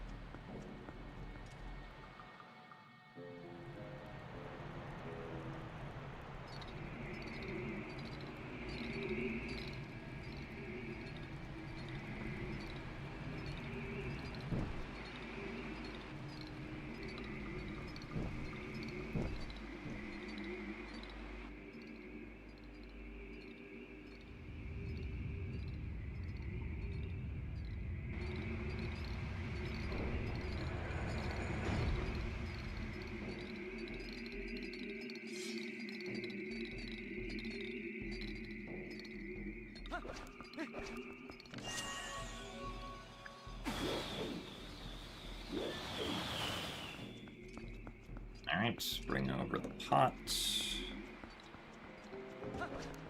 Actually, I don't like where that pot is.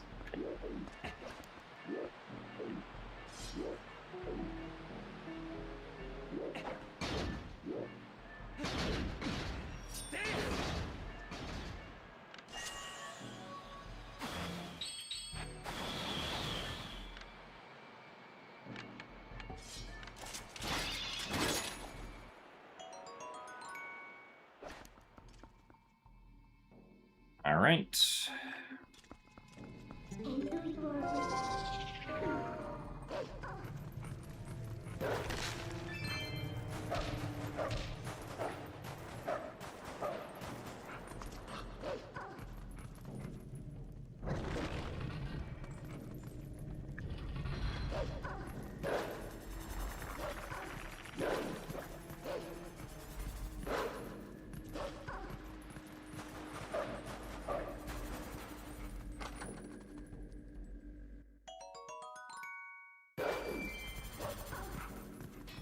I am also very happy that the old version of Pogate's skip is no longer useful.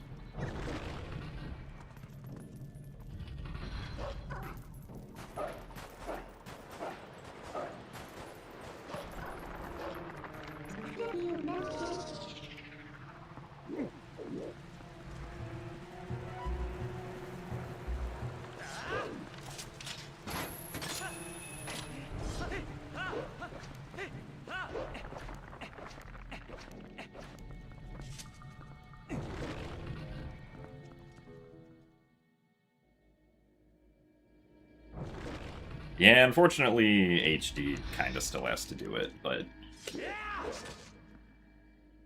at least HD doesn't have to struggle with doing frame-perfect moon boots, which is at least the part that I really hated. HD just kind of has to deal with RNG, also a harder out-of-bounds sand sequence. Nice.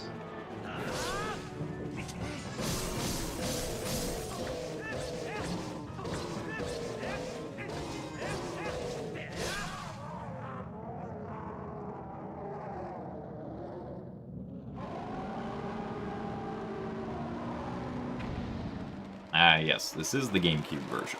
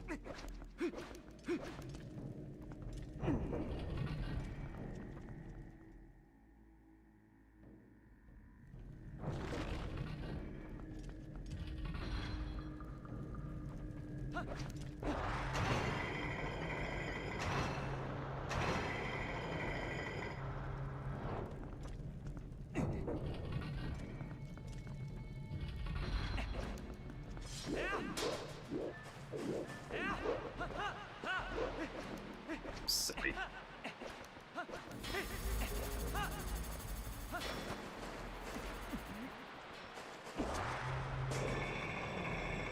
If I get the bounce here, I should still be able to make it, or the good grab.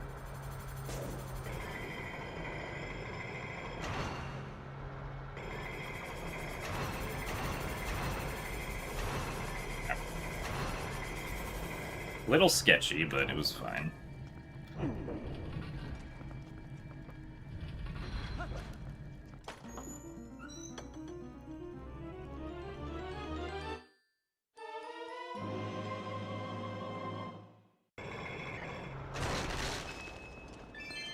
That. Now I don't have to get the red ruby above fire.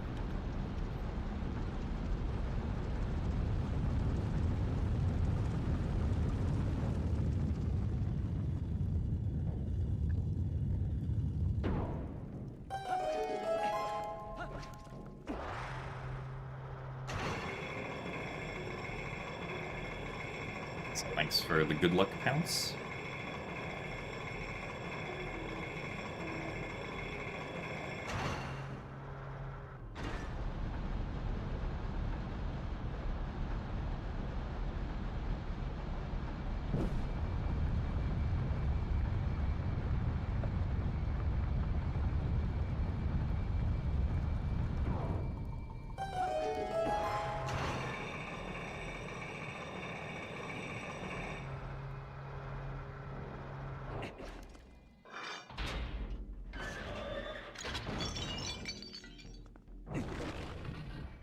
Thanks for the good luck as well, Boss Lady Trey. I am doing alright today. Hoping that we can continue the pace of this run.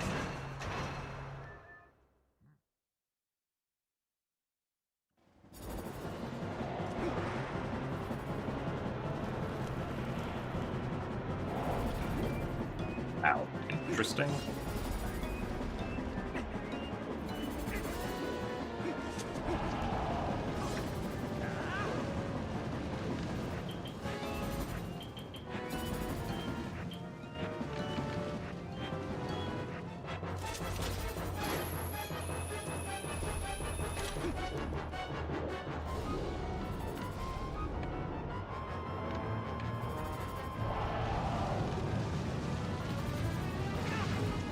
Really? He turned all the way around? Well, that stinks.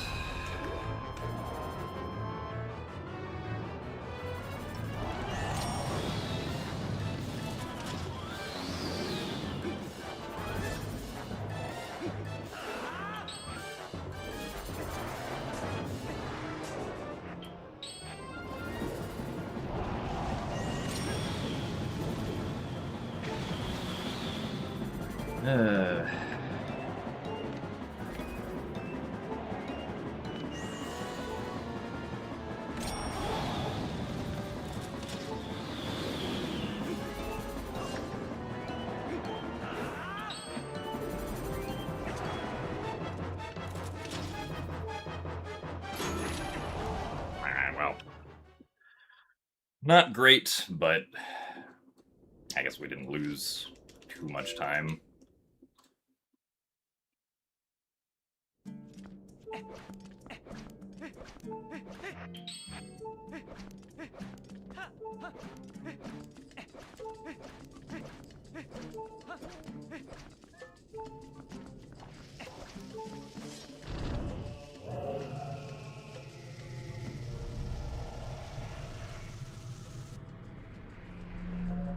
Apparently I can save a minute on double claw shots.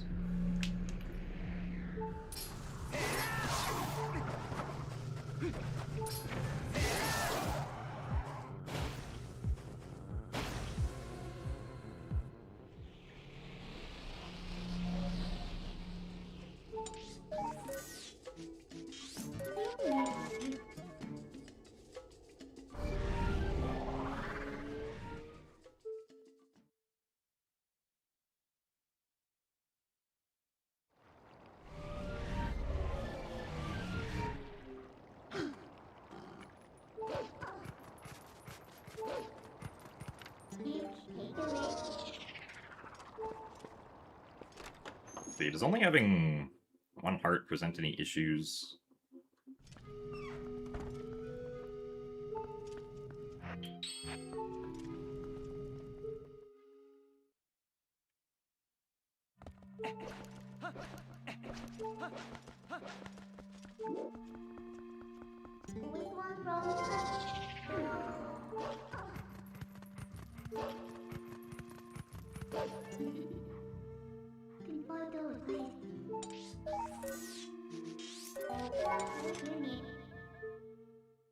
Guess I could hopefully pick up some hearts before I do the clip.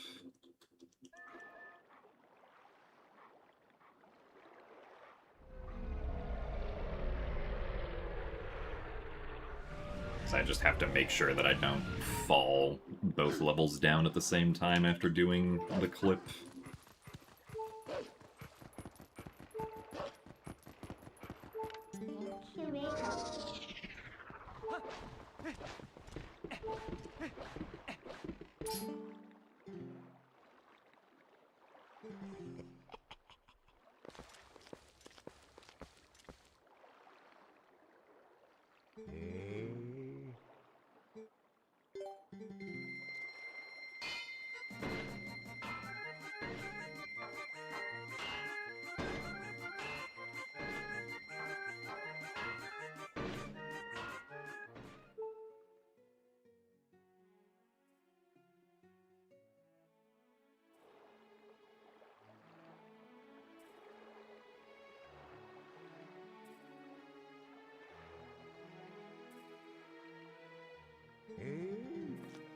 Thanks for the good luck, Cubikine. And yeah, the rupees are necessary for fixing the sky cannon.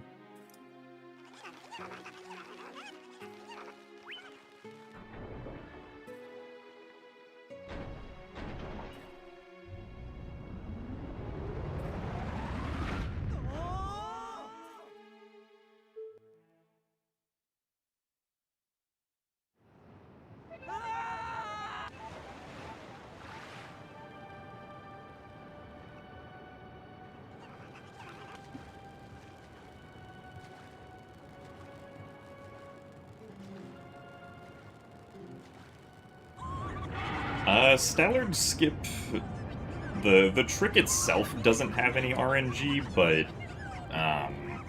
getting bad RNG essentially means that, like, Stallard turned around quickly enough such that, like, he can... Or, like, such that he ends up breathing fire at you while you try to do the trick, which obviously makes the trick not work because it messes up your positioning.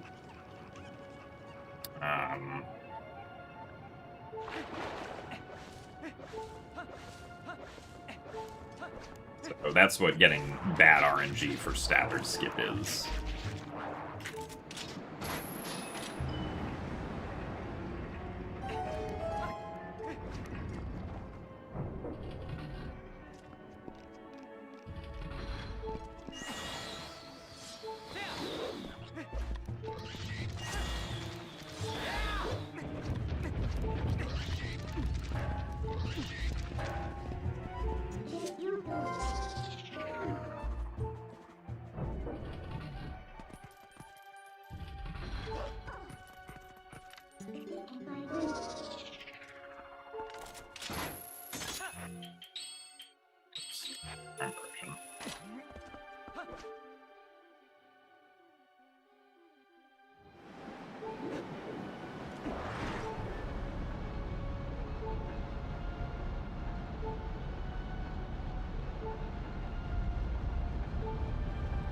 If you haven't kept up with Skyward Sword's speedrunning in years, anything new found for it? Well, I guess that means... I guess that depends on how many years we're talking.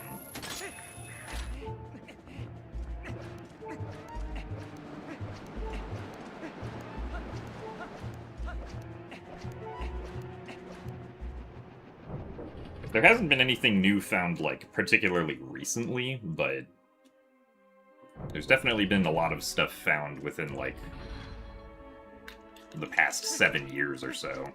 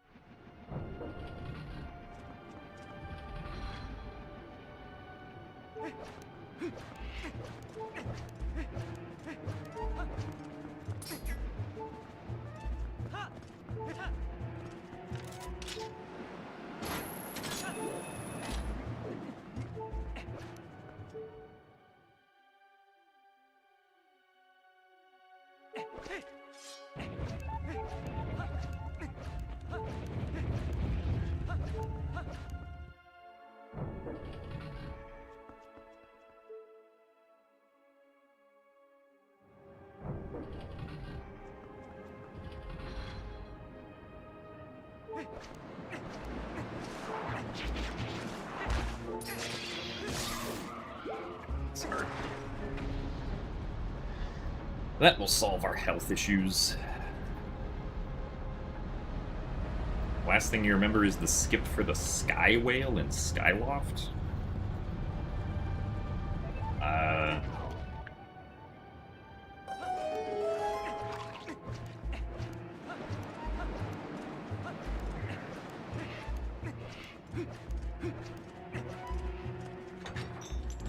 Well, the current any percent record for Skyward Sword is about 1 hour and 7 minutes.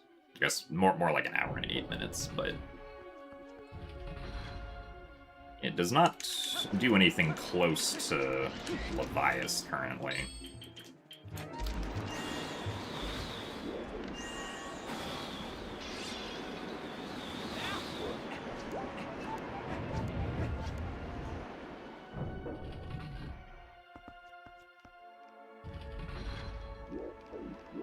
Come on, really?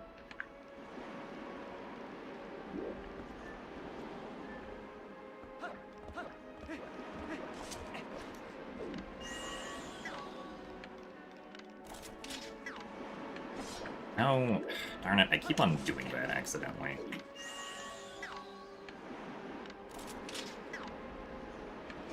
There we go. Really?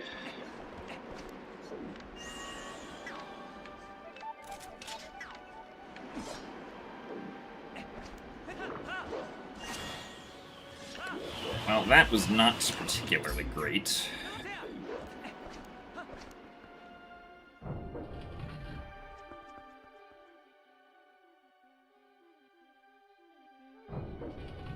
Wasted a bunch of time on the setup there.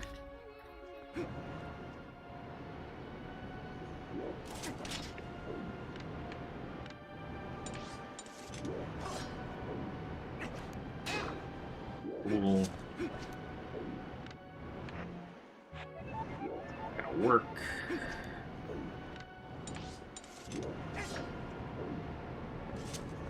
Bro, why am I so bad at doing the roll there?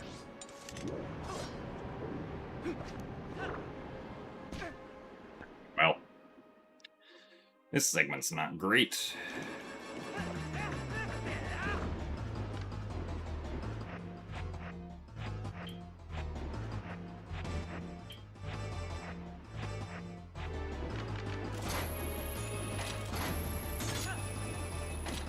By the fact that we're saving time, we definitely could have saved a lot more.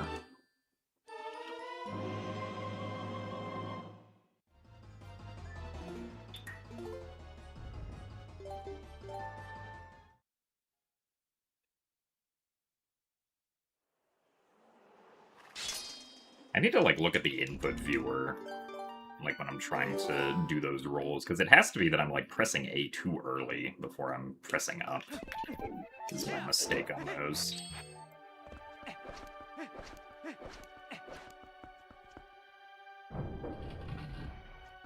Also, thanks for the good luck, Tiago.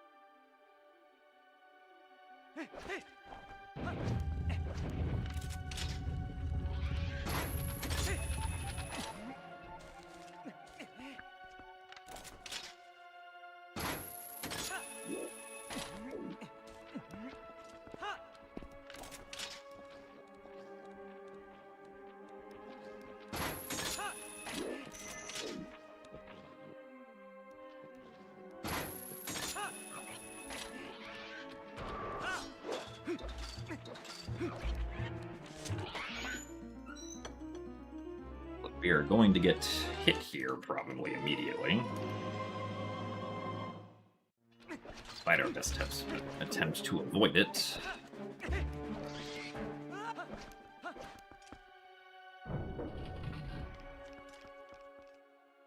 My personal favorite dungeon in this game, speedrun-wise.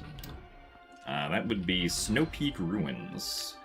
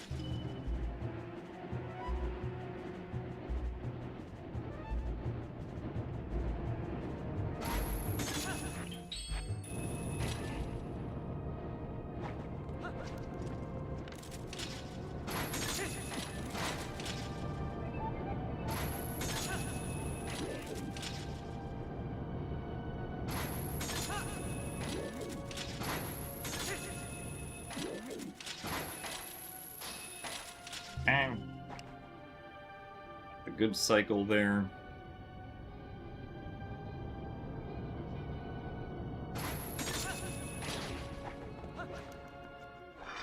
Nice pop-up.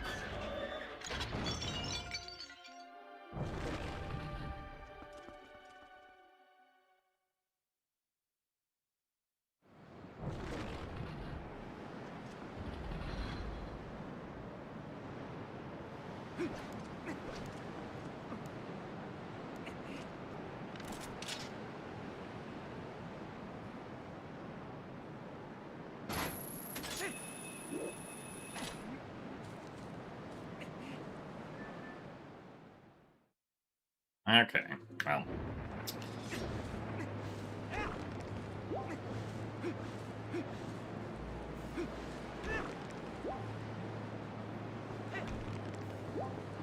Now we get to, essentially, the auto-scroller boss.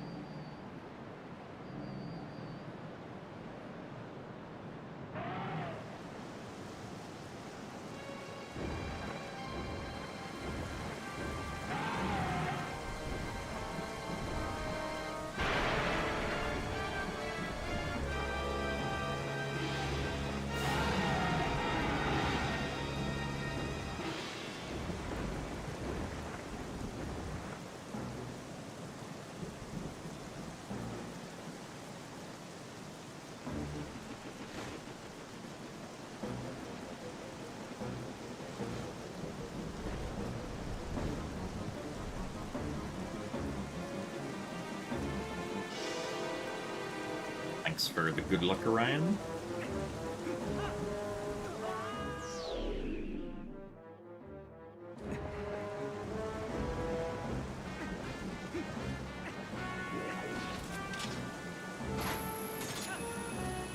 I mean, conceptually, like, fighting a dragon in the Sky Dungeon kind of makes sense, I think.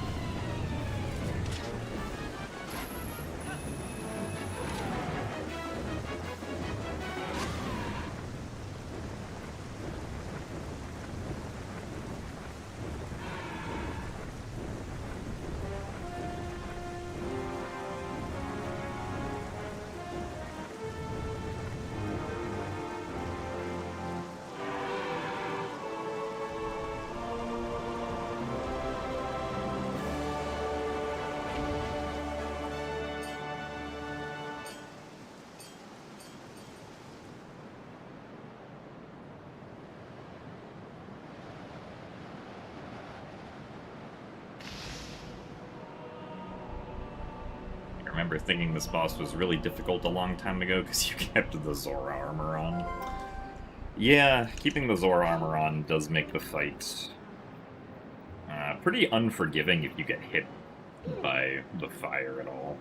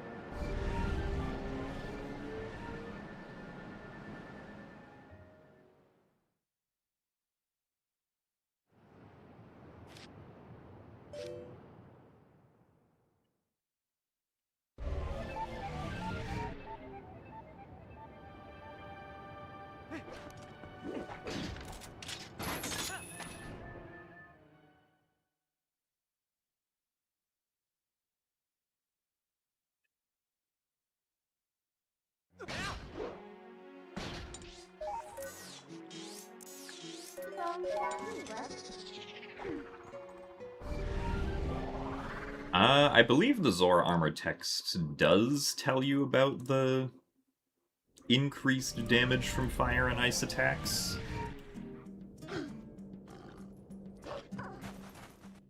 In the get item text. I don't remember for certain, though, because it's been a while since I've looked at the get item text without just scrolling through it quickly.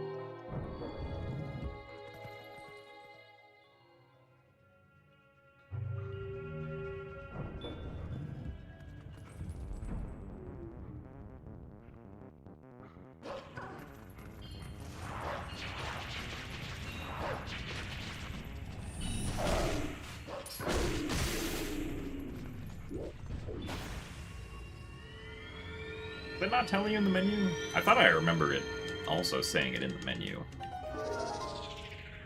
Just remembering. Also, haven't seen that text in a while.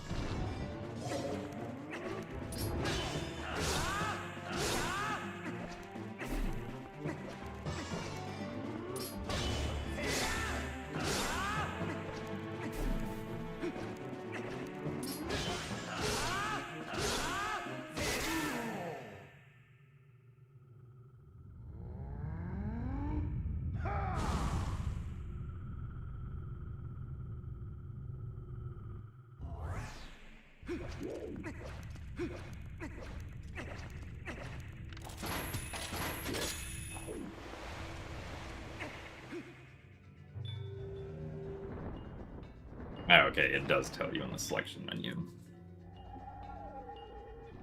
Thanks for confirming.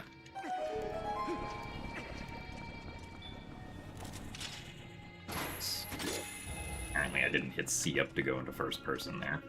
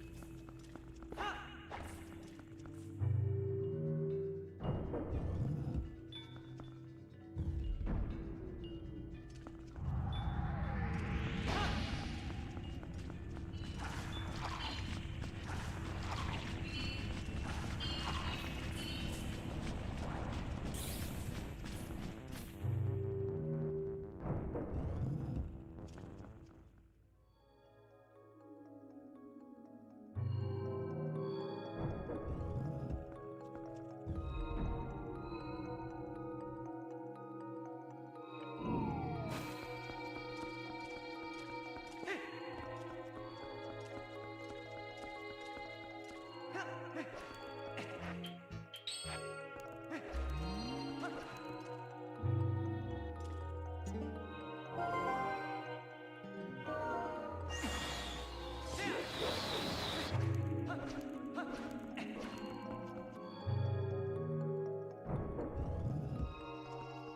yeah, so... Save time on every split except for the current one, basically.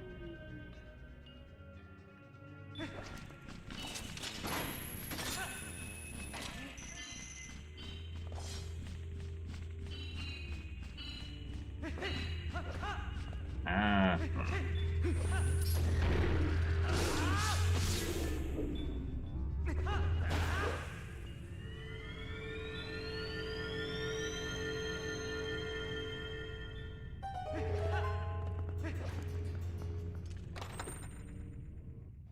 Slightly stupider than normal stupid room, but not actually too bad.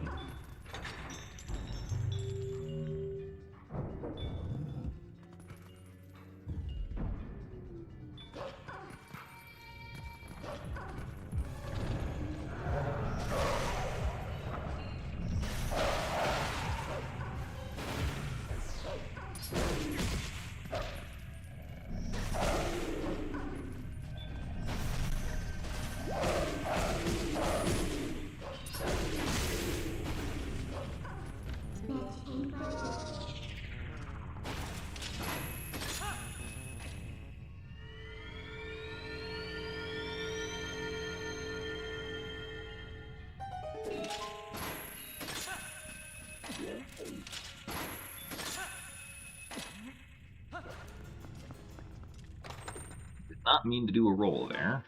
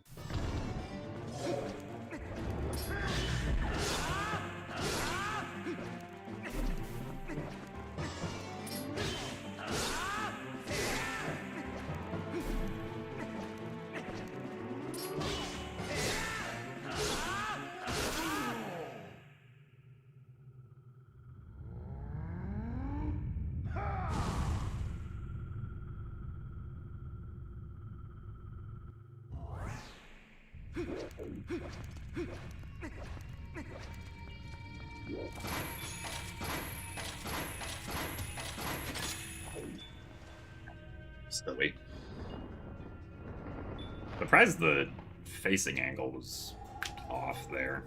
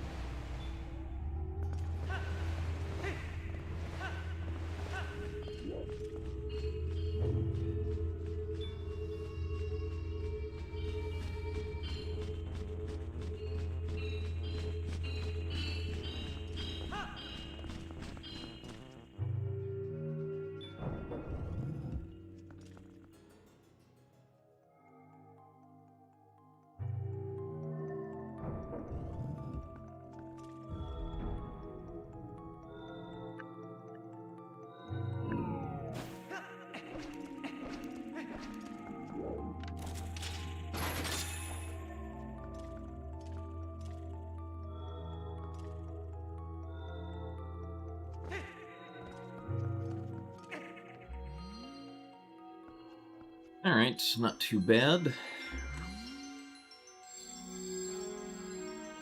It's 3 seconds to best.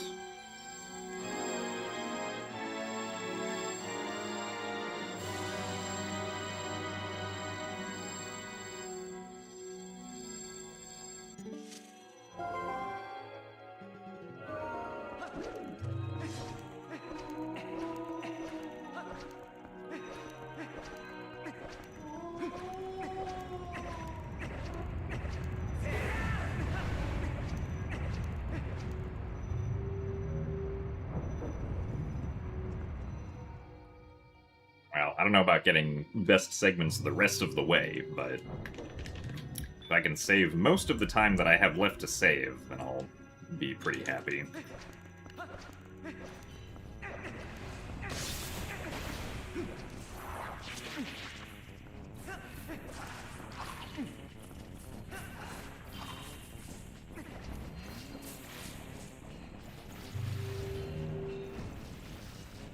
Thanks for the good luck winner.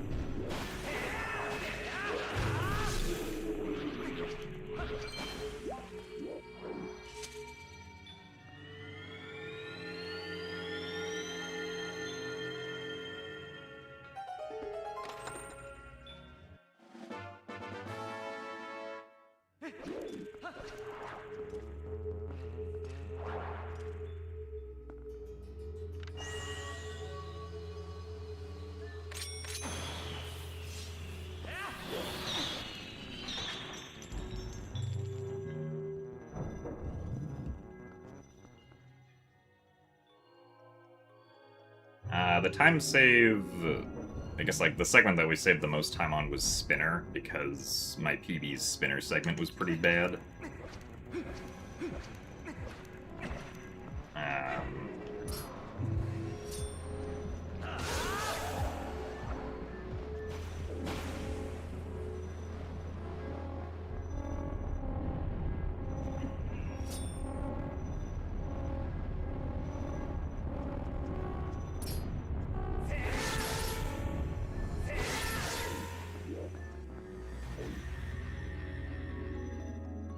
We're also, like, pretty far ahead even before we got to Spinner.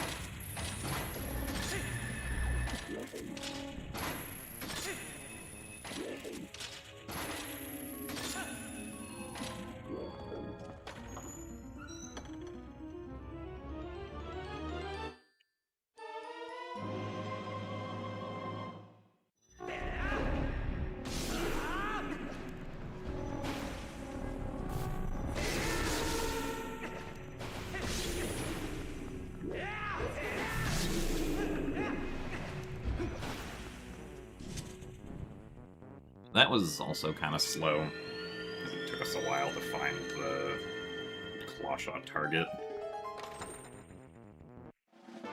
But that's okay.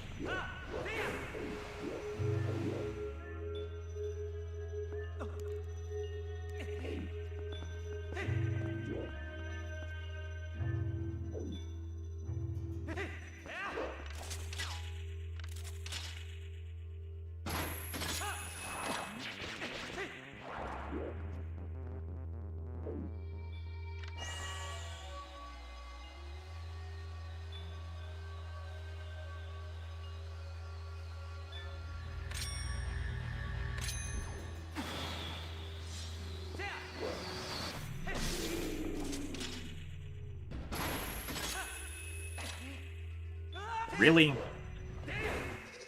Well, this is unfortunate.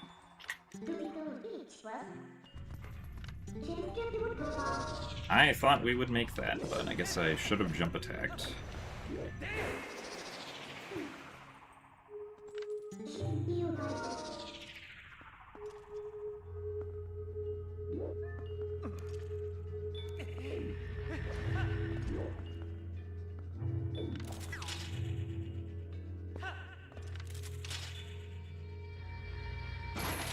Somehow it's always this room.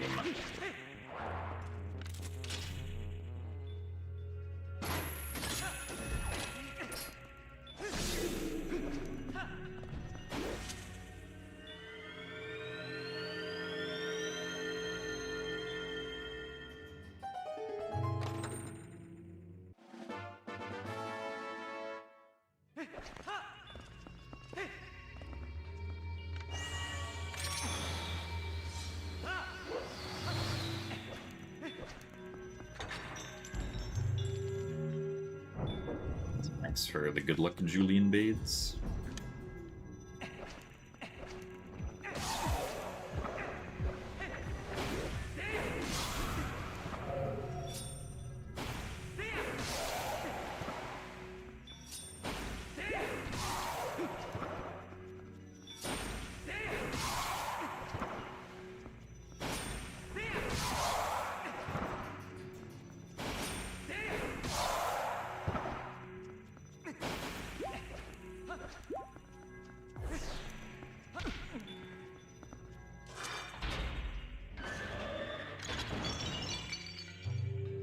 Does selection for GDQ work for co-op things?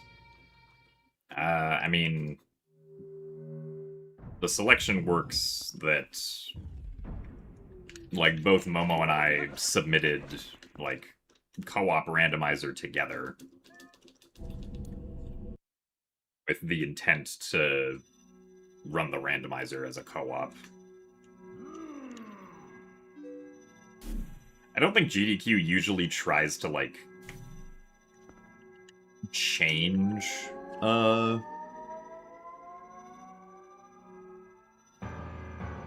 things about the submission in the sense of, like, making something a race or a co-op. Like, usually it's just whatever is submitted is then what gets accepted in that sense.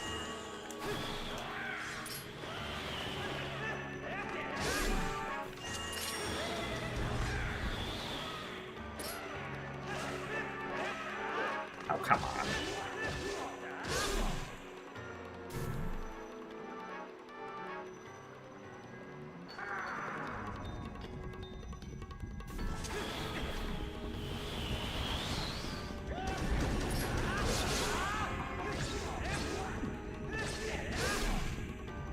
Alright, well, at least we got the one cycle there. With good RNG, even.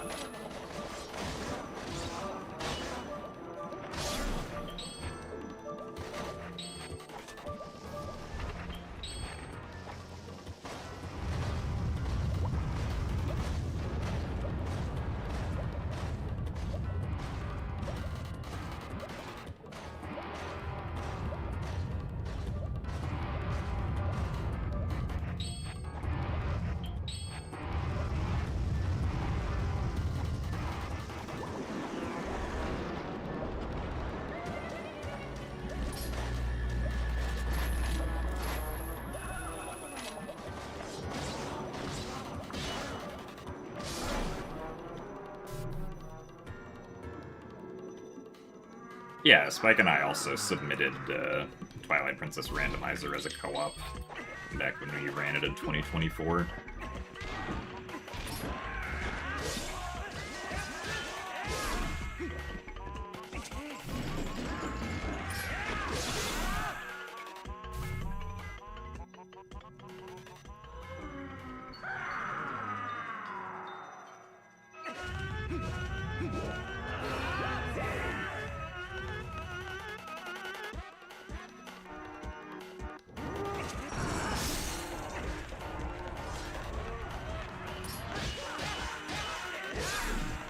The only time that, like, a submission of mine was changed to, like, add,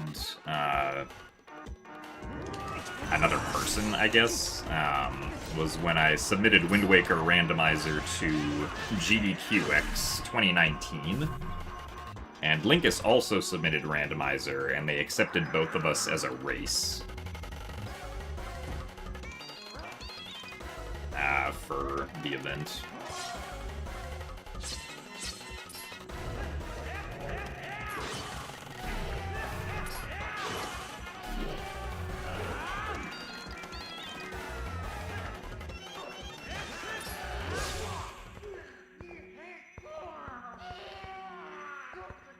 Yeah, unfortunate that we're losing time here.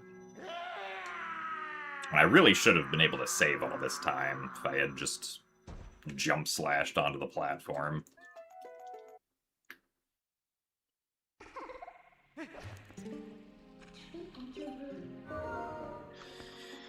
So that sucks.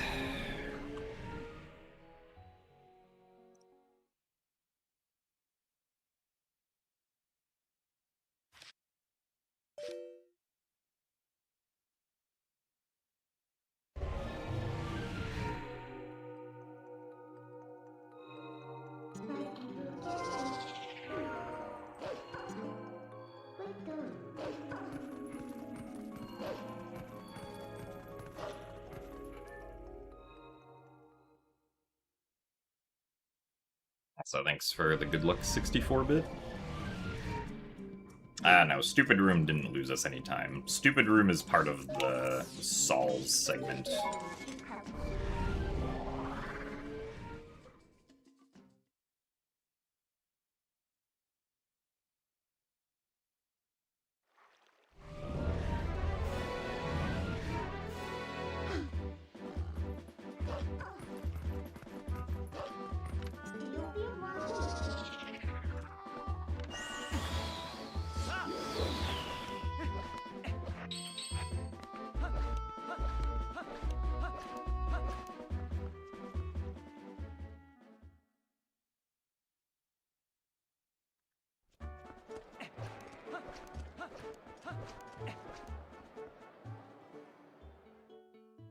Thanks for the good luck as well, Aerolite.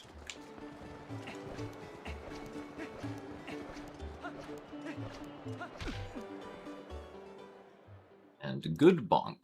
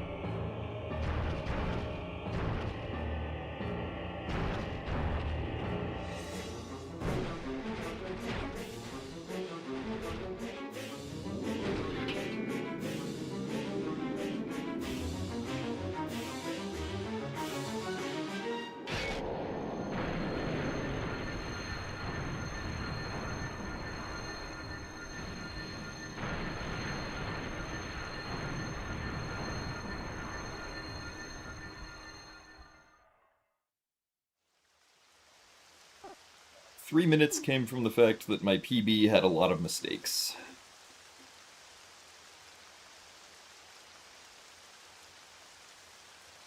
Also, thanks for the good luck, Stavros.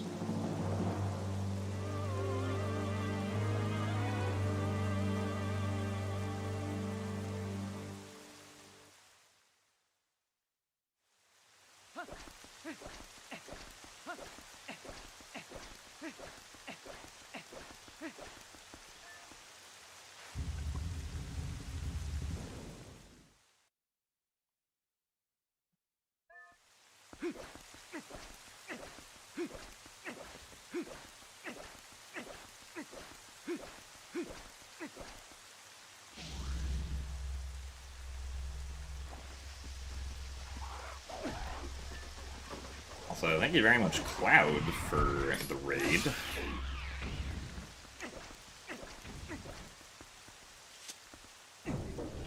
That your stream went well, and welcome into me, hopefully PBing in Twilight Princess. Have to pretty majorly screw up to lose 3.5 minutes at this point.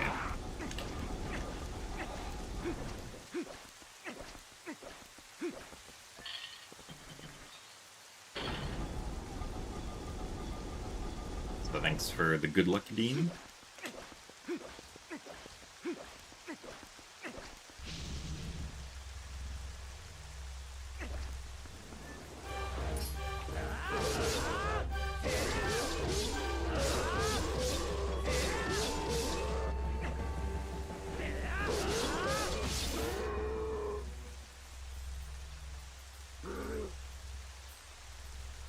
With a while, all main quests got into Fatales as backup, so you're dusting it off. Oh, nice.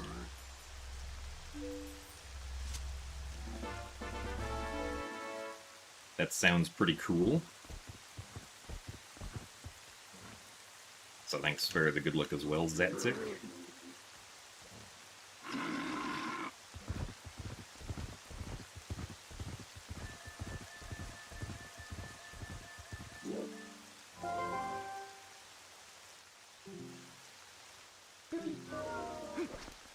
The minus 3 minutes and 28 seconds means that I was ahead of my PB by 3 minutes and 28 seconds when I split for that segment.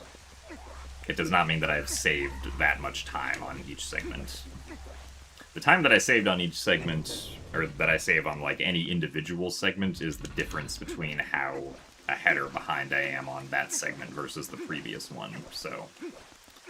I lost 6 seconds compared to my PB on Palace of Twilight, because we went from being 3 minutes and 34 seconds ahead to 3 minutes and 28 seconds ahead.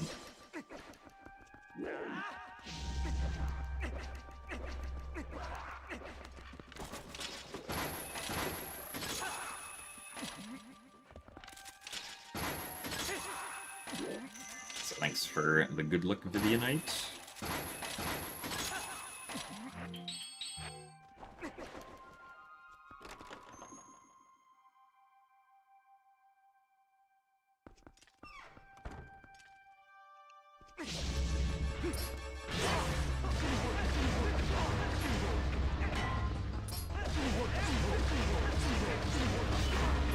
I mean, it's true that Zelda could say no, but even with, like, the worst possible Zelda RNG,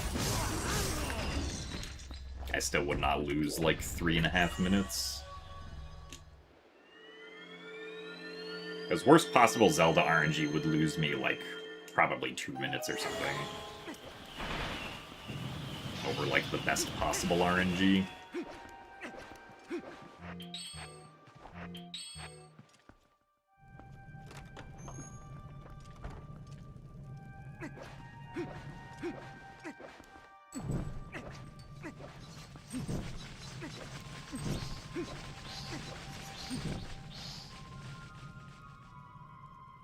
I will indeed not be getting 3.5 minutes of triangles now.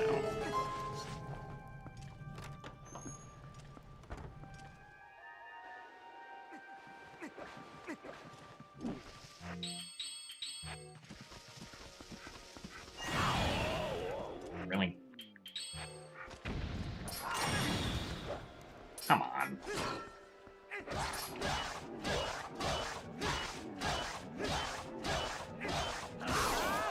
Well, that was unfortunate.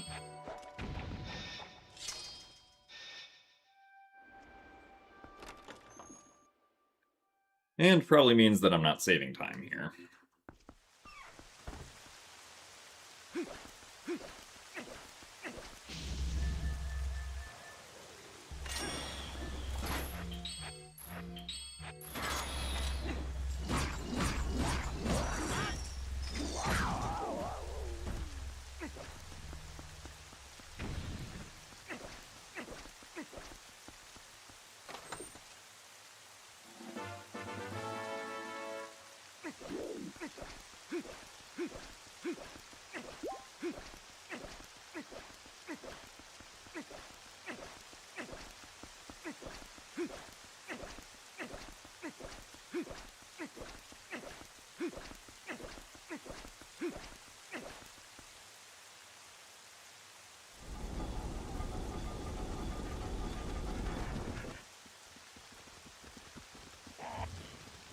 And because I never learned the friendless strat, we will indeed have friends.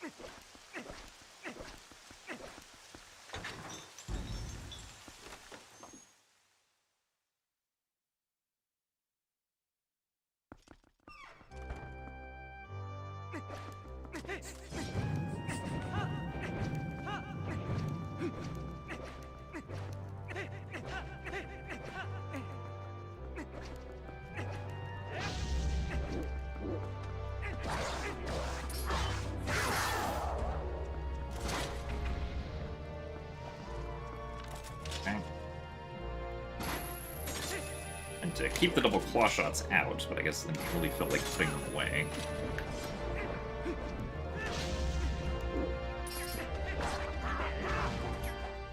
Oh, I did not want to side hop.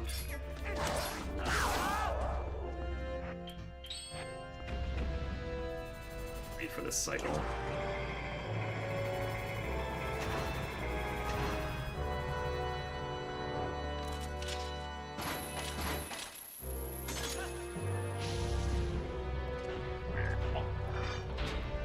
Unfortunately, that was not great Hyrule Castle.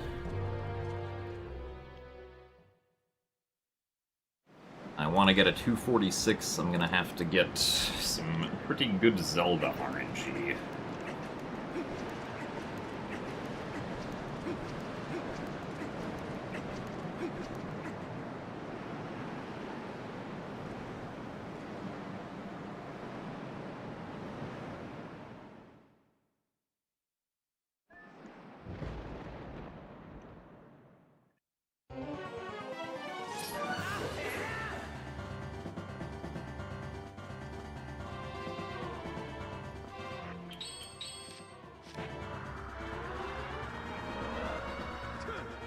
Ow, ow. I think that means we're not getting 246.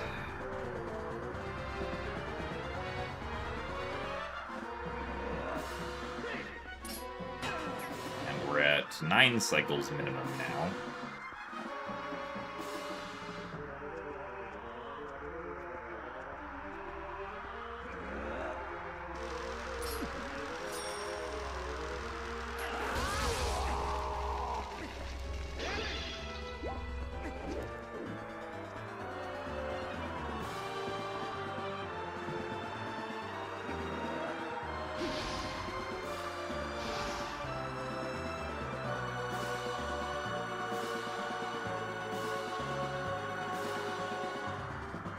Facing the throne area creates lag. I guess that actually makes sense because of the wall there. Alright, 10 cycles minimum now.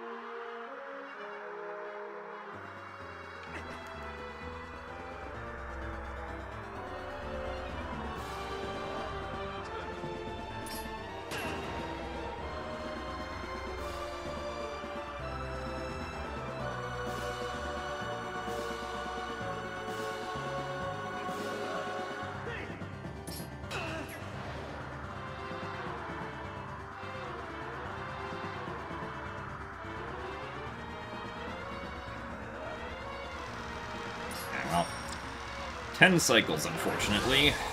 So I don't think we're going to be saving pretty much any time here on Ganondorf, which kind of sucks.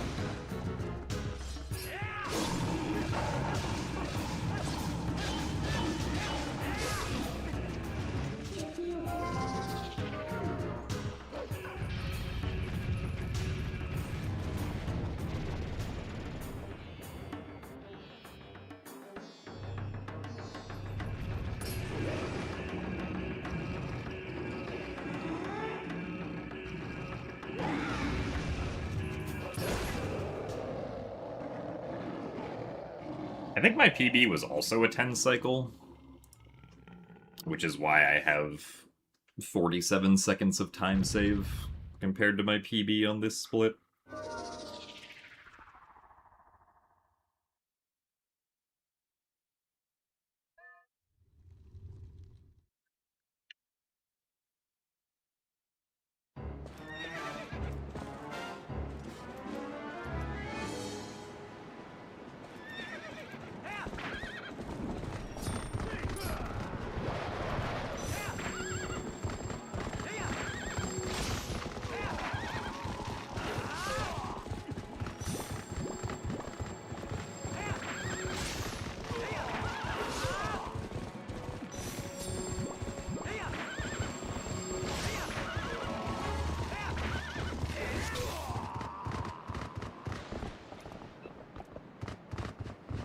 Surprisingly, I think we are saving a couple seconds here, but it will unfortunately be a 2:47.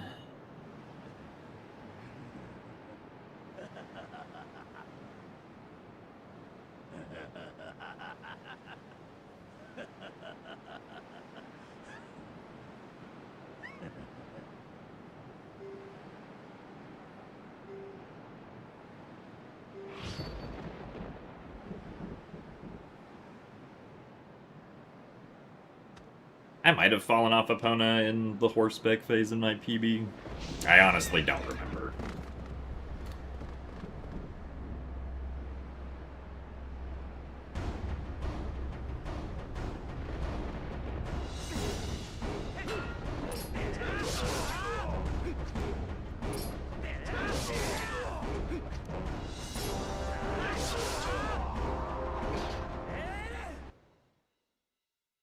Alright, well, 2:47:33. PB by 3 minutes and 19 seconds.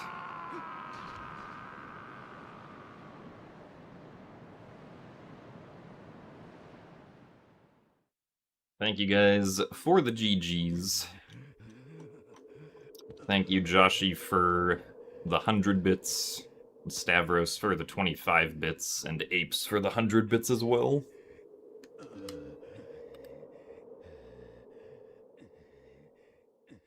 But yeah, that's much better than my previous PB, even if we did have some hiccups.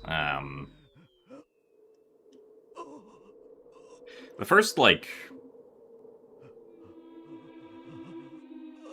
hour or so of the run, or like really everything up till Clawshot was pretty good for me. The two like notable mistakes up until Clawshot were getting second try rupee roll with the backup rupee, which wasted like 20 seconds, and then also not getting the fast strat for the Deku Toad fight, which was like another 17 seconds, I think. And then we didn't get great in Morpheal RNG, which is why we lost time on Lakebed. And then we played pretty decently through Spinner, but then Arbiter's Grounds and double claw shots we lost a bunch of time on. We got unlucky with Stallard turning around too quickly, and so he messed up my first attempt at the second part of Stallard's skip. And then double claw shots, I had issues trying to do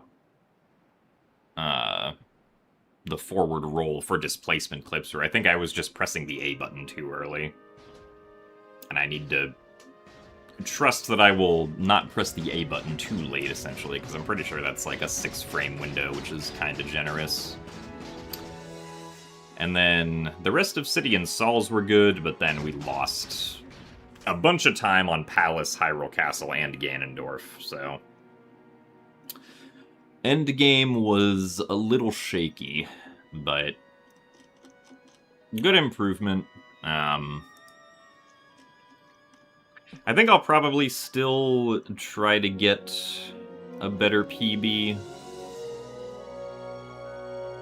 Because, like, if I hadn't messed up stupidly in the endgame, I could have definitely gotten 246 with this run. But comparing against the beginning will be a little rough.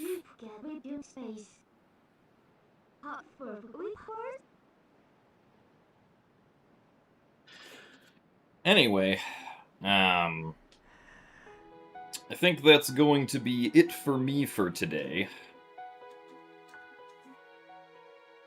So, yeah, we'll do some more attempts tomorrow, and hopefully get 46 or 45, so... Thank you guys all for watching, and I will see you guys later. Goodbye.